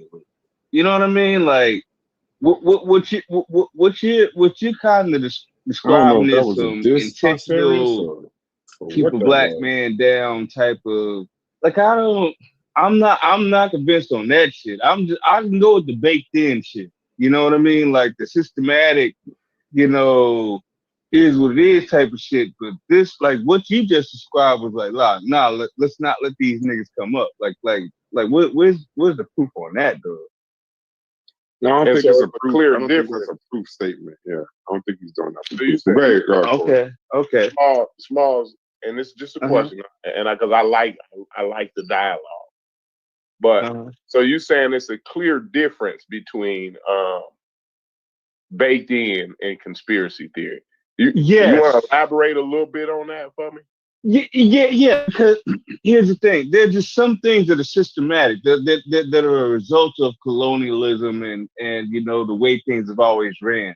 But I think people take it a step further when it's like this is meant to keep the black man down type of shit. Like I don't know about all of that. I mean, maybe. I'm not saying it doesn't exist, but I don't know. Like you can kind of. What if you have a government official who admits on national TV that he created a policy to lock up people through the drug law? Say his name, please. I want you to say his name because no. Say his name, please. Just say his name. I can't remember. No, it wasn't Biden. It was like under the Nixon administration. Literally. No. It was Nixon. It wasn't Nixon, but who was it? It was Nixon. It was Nixon, but I thought it was somebody else. And he brought the people in. It was the same people that he brought in to turn them damn Democrats to work on them Southern Democrats. Yep. There was literally a system. Like, hold on. When we talk about, I wanted to talk about countries, but now we about to have a motherfucking political conversation. Let's go, something, bro. When y'all talking about conspiracy and all this other shit, I did it already. Chattel slavery. What you don't realize in chattel slavery is the fucking unpaid labor. Remember, now listen, we so focused on, I call it shadow slavery, but chattel slavery. And in that time, we talk about all of the things they did to us during that time. Corey, what was the main thing that they didn't do in regards to us during slavery? They didn't fucking pay us. Right. It's 250 years of one class of people unpaid labor. Right. So no one, everybody, when we talk about the brutality, we talk about the this, that, and the other, there was a theft of wealth. So now when they finished slavery, these people started from fucking zero. And then as soon as the slavery ended, they started black codes. They started locking you up for crossing the railroad tracks. They started so then they promised you these things, never gave you none of it. And then even after Jim Crow, you couldn't own no land, no school, no vote, nothing. Even after that, then they redlined us into all these specific little areas where you could live and you couldn't live. And then guess what they told the banks? This ain't conspiracy. Guess what they told the banks in the redlining with those black neighborhoods? Do not lend. 3 words. Yeah. These areas were marked: do not lend, do not invest, do not build. Yeah, we don't talk about gerrymandering. So yeah, that's no. But see, that's the and these are federal maps. Not gerrymandering. Yep. No, I'm talking about redlining. These are I'm talking about federal policies. Homeowner maps with red line. It's where the shit comes from. And they That's were the told worst not thing to that do ever nothing in happened them to areas. But that's what I mean. Yeah, go ahead. other No. than the slavery part, other than the chattel slavery part, the redlining was the worst thing that ever happened to black people. Yeah. Right. Come on. Make all the Right. blacks let all the blacks only live in Right. these areas, and even in those areas, don't spend no money there. Investors were told don't do only specific shit. That's why you see all the same shit in the hood: liquor store, church, Chinese store, nail shop. You see the same shit because those are the people. Those are the people that you can profit from that shit. Everybody else is told not to invest. But hold on, it goes deeper than that. People don't talk about the GI Bill. And Yep. the GI Bill exclusion, when they were with the same motherfuckers after World War II, black veterans, they were denied the same shit that these people built their families and generations of white people on. They were denied the GI Bill. And what the GI Bill was, people don't realize that the GI Bill, if you really Created want the a white middle reason for a class. white middle class, Mm-hmm. it's the GI Bill. That's right. Created the white middle class. The Yep. education and the housing of the GI Bill after World War II created the white middle class. Come And on. black people were excluded from that white middle class. Excluded. And then the Yeah. same on. thing I always talk Right. about, I don't care if y'all ever agree with me, I'm not doing the most shows Not on only it that, until I with feel like heroin it again, prevalent. is the fucking mass incarceration, bro. Come on. Yeah. Come on. That's not a Yeah. conspiracy. If you Yeah. listen, a wise man taught me in political science that oppression never leaves.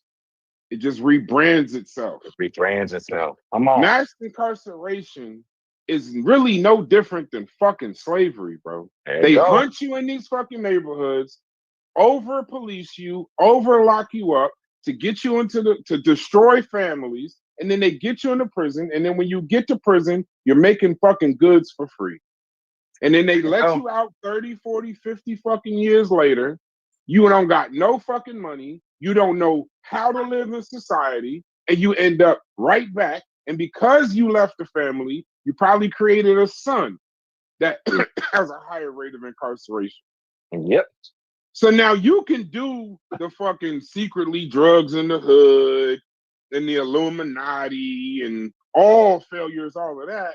I'm just saying, let's not undercut the baked in shit That's it. that Right. has destroyed Yeah. the Yeah. black people with all the fucking fake ass. They just drove a train of guns and just fuck all of that, because that's the easy shit. They might do that too, but it's this baked in shit. Don't fall for the distraction of, well, is it a conspiracy or is it baked in?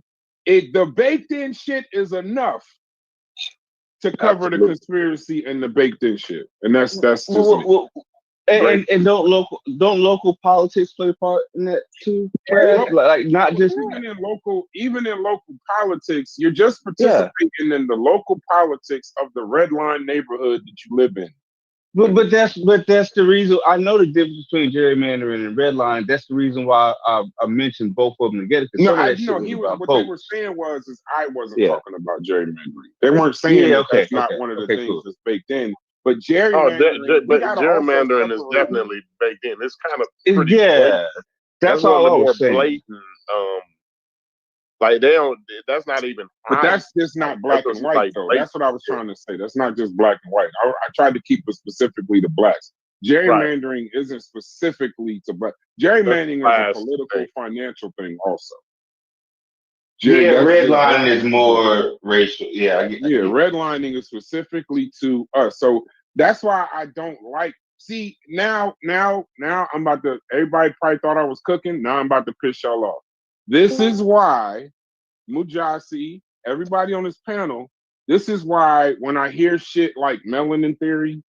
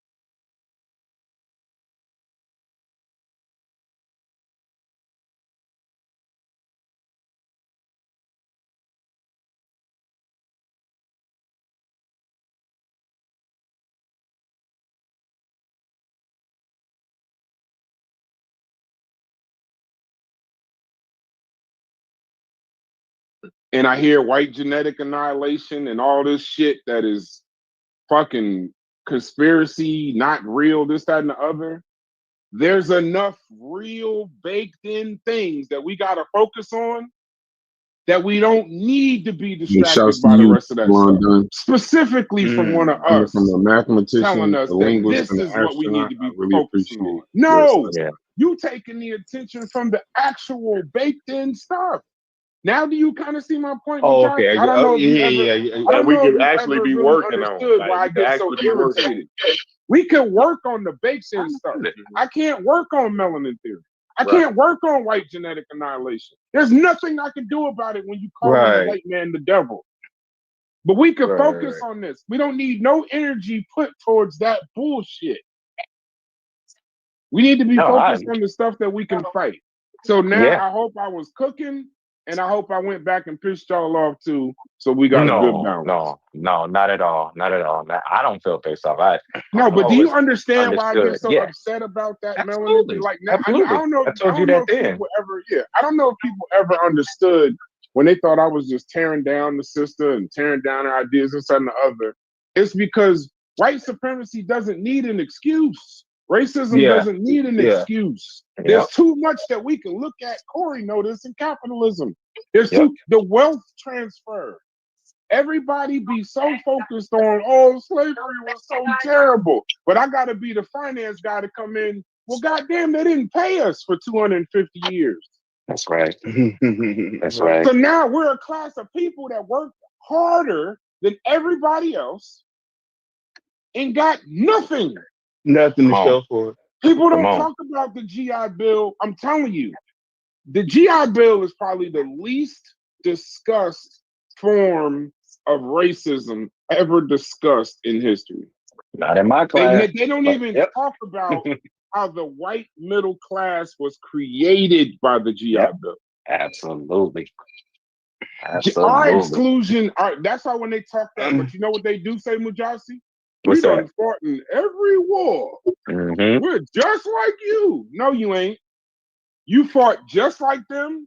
You were put on the front lines more than them. You were given more dangerous jobs, the least pay, the least rank. And then when you did leave as a veteran and you still had all your faculties, you weren't even given the same opportunities to build a black middle class that they had built. Right. That's right. We still do the same jobs for less benefits and less pay today. We still do the equal job, just like you said. You're a real estate agent, but it's a lot tougher for you to pass off the work you got to do compared to the work your colleagues got to do. Right? Is crazy. You know what I'm saying? And that's the whole point right there. That's another, because I remember Mujasi was asking about some of the ways they redistribute the wealth, but that's another way they do that.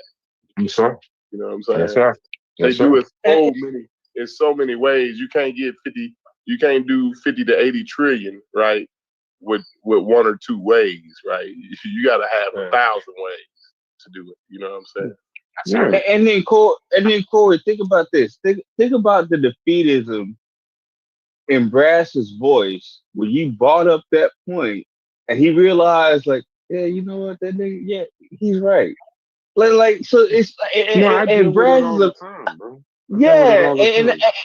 and my point is you're a fair and objective person. Like you know, like Brass is a very fair and objective person. Like he's not gonna bullshit. It seems to me. At least that's just my opinion. No, I just it hurts. It hurts physically. Bro. I don't even like to talk about it in public, but it hurts physically. Yeah, that's how I know it exists. I done outworked all my peers. Right. And then watch them motherfuckers go on stages, watch them motherfuckers go. You know, I was a part of a company one time. It was it wasn't really a company, it was a business, but you really kind of worked for them. And I figured out early that it was more about recruiting versus anything they was offering. This is like early and like after college and shit. And Right. And I realized like, yeah, y'all don't really give a fuck how much of the products. It's just how many people can I get, in front of you. I think everybody been to them meetings where somebody call you and they're like, yeah, great job opportunity or whatever. And then you go to the shit and it's a whole bunch of shoot it's one a of them whole bunch niggas. of fucking If somebody ever invite me to another one of them motherfuckers, a nigga don't so you respect know me what I'm send you to talking some about. shit like that. You know what I'm talking about. Yo, You and only I send people remember, that's yeah, I still get those it. shit. I still get them to this day. So like you go to it and you're like, all right, so it's like a A business Ponzi opportunity. scheme. Yeah, and then you go in the room, there's all this loud ass music, all these people dancing and fucking drinking lemonade. And you're like, man, what the fuck is this? And then your friend is staring at you like, hey man, what's going on? And like you ain't never seen this nigga in a tie or nothing. Now he in a tie. He talking to you, he brought you over to some white man. This white man saying, this guy said you're one of the best niggas I've ever seen. So it's like, all right. So then you sit there and they make the motherfucking like me.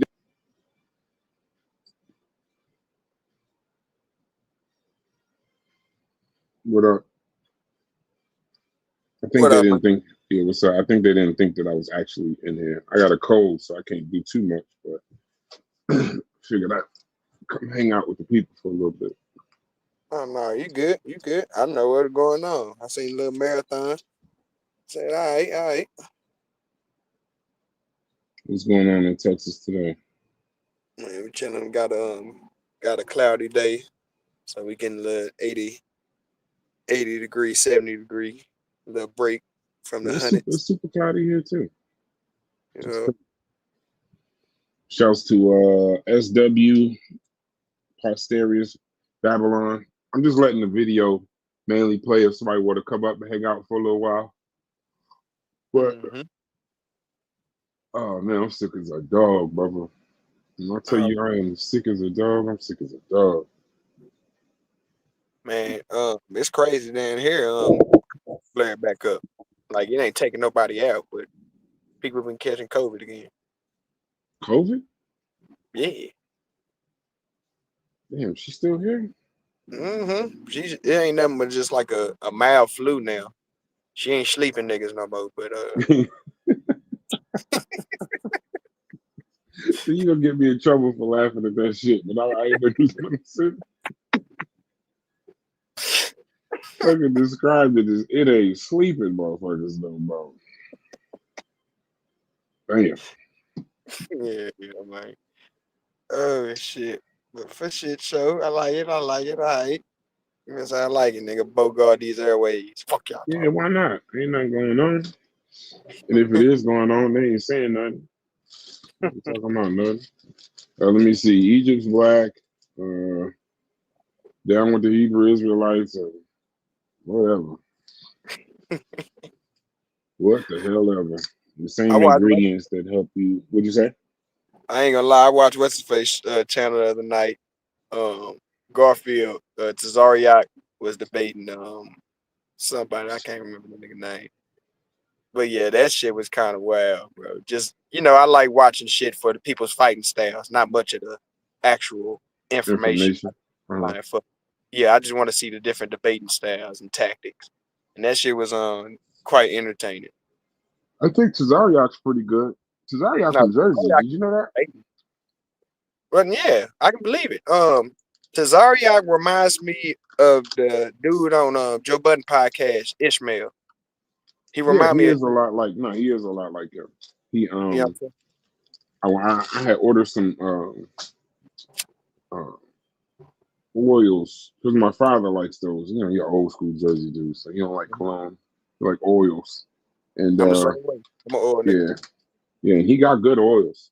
He definitely has good oils. I gotta shouts to him for that. He ain't I don't know if they Hebrew or if they Israelite, but they're good. Niggas say the oil good. Yeah, the oil is good, no matter how it play out. Who y'all play today? Who do we play? Let me see. Yeah, you know they got us playing Grambling, bro. Yeah, that's that money. That's that money payout, baby. Man, I feel terrible. I mean, I'm glad they getting the bread, but mean, I don't want to do that to No, a black college like that. I thought they paid y'all. Nah, well, we don't need the money. They do. No, but still, but see, all right, yeah, I gotta, yeah, I gotta look at this shit. All right, bet. Yeah, That's what I the thought. big. That's your famous saying. This is big bank take little bank. Yeah, most definitely. All right, yeah, I got it. Because I knew there's money involved, but I didn't know Yeah. if Gremlin was getting paid or they had to pay y'all just to even get in y'all spotlight too. You know what No, I'm saying? this is probably the biggest check they'll get all year. It's pouring, you say? They need to funnel that shit right into the band. Gremlin, nigga, one of the greatest bands ever. I gotta say, listen, Grambling got a great band, but don't sleep on Ohio State. That's all I'm gonna say. Man, it's different shit, man. I know they the greatest black band. All right, here we go, man. I'm just saying, like I would have have you Bring seen your us? drum line versus Have Gremlin drum line, Have and you let's seen our band? Have you have you seen our band? you For know what real. you're talking about? All right, now Yeah. you're going to get black culture now. See, I can flip that. I would take it all the way there. He took it completely. You know what? Fuck that. You know what? They might be right, bro. You going against black culture. All right, so it says we're paying them $1 million. Okay. Yeah. We're paying them $1 million. That's chump change to y'all. Yeah, but I think I think even though we're paying them, I think we're paying I think them getting on that kind of stage is It's the greatest shit ever. right. Bro, Gremlin don't play in front of 100,000 people. That's what I'm about to say. You know what's about to happen at halftime? That's why I'm telling Now you. that's what's gonna be dope. Yeah, Yes. I already see the memes right now. How these niggas about to show out in front of all these white people. They gonna show all the way out. let me tell you something. They gonna show all the way out. There ain't no way that they can't show all the way out. They're about to play Not Like Us in that bitch, nigga. They're about to turn up. Pasteur said this is what Malcolm X meant when he said by any means necessary. Facts. Get it done, bro. Get it done. I think when I play these videos, I'm gonna start coming in here because some of the stuff that we say without explanation, it does sound a little wild. It does. You just not figuring that out. It does sound a little wild. Cause I said fuck Africa the other day with no explanation. That's it. And I'm pretty sure niggas is still looking for me. We part of the that shit Space Jam. You had the Toon Squad. We the Coon Squad now, nigga. Okay, take this on. My wife is furious because she's like, you know, you don't feel well and you just keep sneaking trying to. Oh, okay. She said, you keep sneaking trying to get your ass online. I told her I'm just listening to the video. She said, I hear you talking to DQ. Tell Queen I say hello, man. Yes, sir. I love it. That shit dope. Man, I'm loving the transition, my man, bro, because I really transitioned into that man area now of my life. Like I'm household, Fortnite with the kids, chilling. Only go out when I need to go to the studio if I'm getting paid for an appearance or hosting. But yeah, man, loving this shit. Three stages of life. You Yup. learn, you earn, then you return. 3 stages. First part, learning. Second part, earning. Third part, get ready to start returning. Just get ready. Can't stay here forever. 100. Well, that is lightning. When did they say it was gonna be? When did they say it was gonna lightning? Love? All right, DQ, I'm out of here. I'm a southern nigga like that. I don't fuck with lightning. All right, my nigga. Later.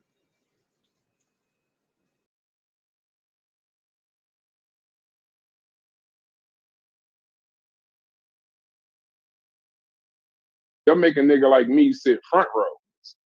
So then now I gotta sit in the front row so that way I can't fucking tip out the back.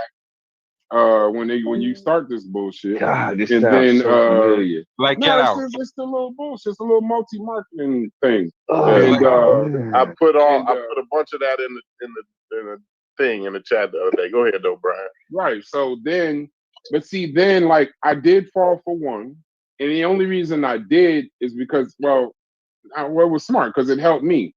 It was something that was already in the field I was in. It would give me another couple streams of income, all kind of shit. But at the time, I didn't live where I live now, so I lived in a different area, and it was basically once you kind of figure out what it is, it's really just to get as many people to the meeting as possible. And for you, that's essentially it. Ain't much more than that. If you take it more serious than that, you're the fool. My father laughed at me the entire time I was doing it. He said you need to learn. You off how many people sign up at the meeting. Yeah. So when they put that 300, if y'all got 13 people and 10 of them put sign up that day at 300, you get your cut off of that. And every meeting you get, man, that's some bullshit.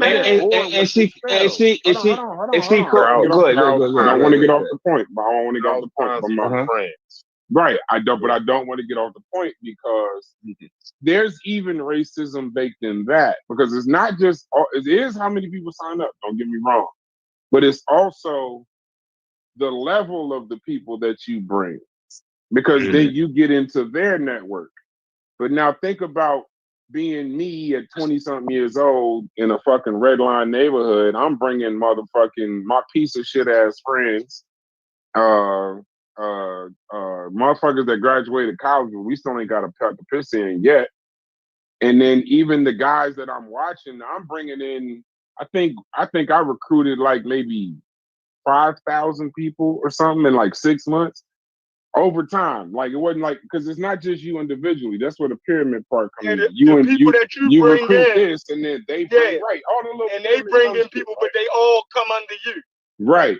So I'm leading the shit in the country, but I'm the least paid because just off of the simple fact of the motherfuckers I'm bringing in is just signing up, hanging around for a few days, and then fucking leaving.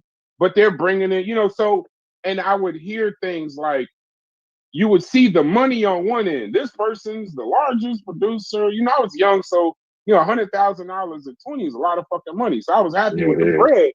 But I'm saying at 20, there were people that were doing far less than me, working far less as hard, but these motherfuckers making millions of dollars a year. So now I'm in a situation where I'm like, oh no, I got to get it for myself. And then that's when I went into business for myself. And then that's where I'm at now. But my point is that racism affects you in ways, even being an outlier, racism affects you in ways that you just can't calculate. And then there's major things that happen that show you, like COVID. COVID was a very strong indicator to the globe of the amount of racism in healthcare due to the underlying diseases that COVID exposed. How healthcare actually was fucking up. And that's not something in and of you could fault somebody. That's just, that's your parents telling you about the dumbass drink ginger ale and castor oil and shit. No, take your ass to the doctor, bro. That's the Dr. Sabies, eat alkaline and all of that dumbass shit. Like, no, go to the doctor, bro. You might not agree with them, but that's where you need to be if something's wrong. So that's my overarching point to say that. And you're right, Paz, that is called capitalism. I was done. I can show y'all the country thing later, but I'm tired of talking. Brass, question. Now, when you look at that at a micro level, you have to realize that it was also being operated on a macro level. The same system. That's why colonialism, that's why I can say it never dies. Because the oppression never dies. I agree with you that it never died. They might be emancipated from, officially. But the colonialism never leaves. It's still there. It's oppression never leaves. It just rebrands itself. rebrand every time, and every 50 years they rebrand it.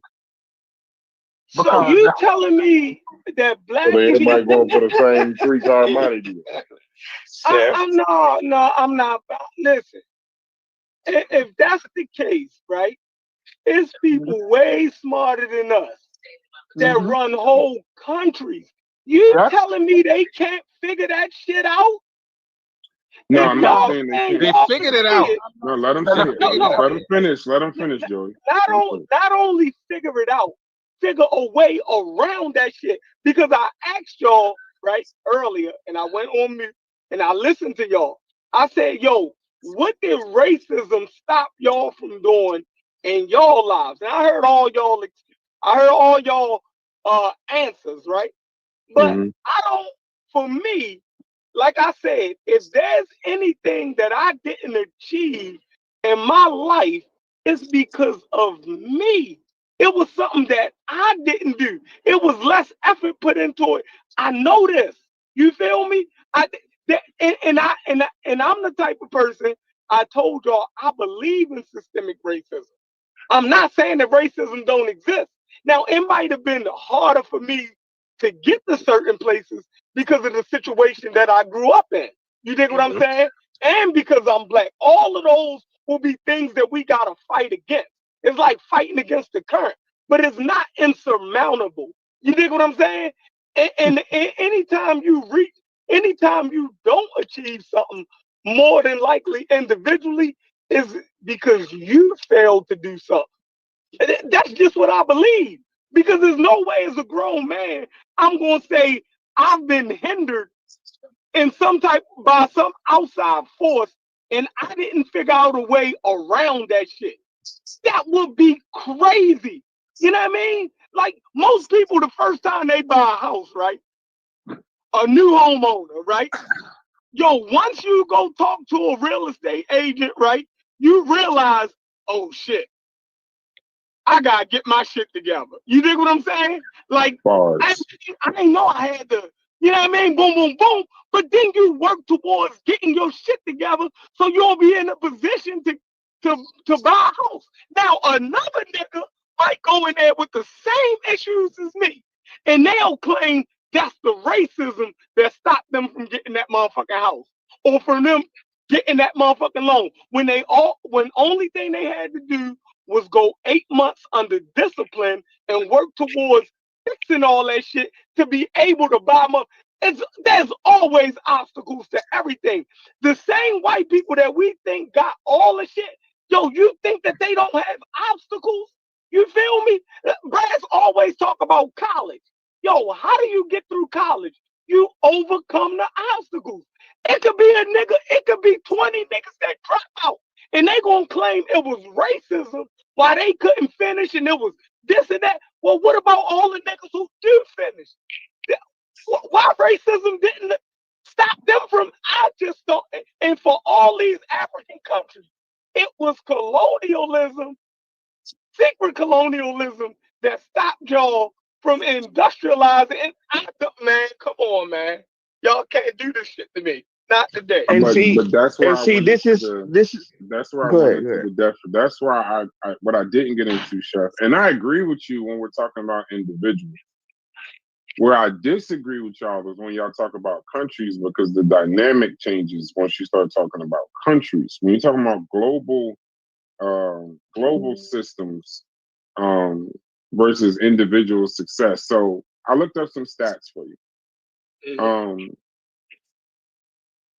I can flip properties and I could to build wealth, but a country can't flip its debt or sell off like all of the history's disadvantages. So just understand this too. And then also in the United States, when we talk about Africa, any success I have, just to humble myself even more, is that it's also taking place in the #1 economy in the world.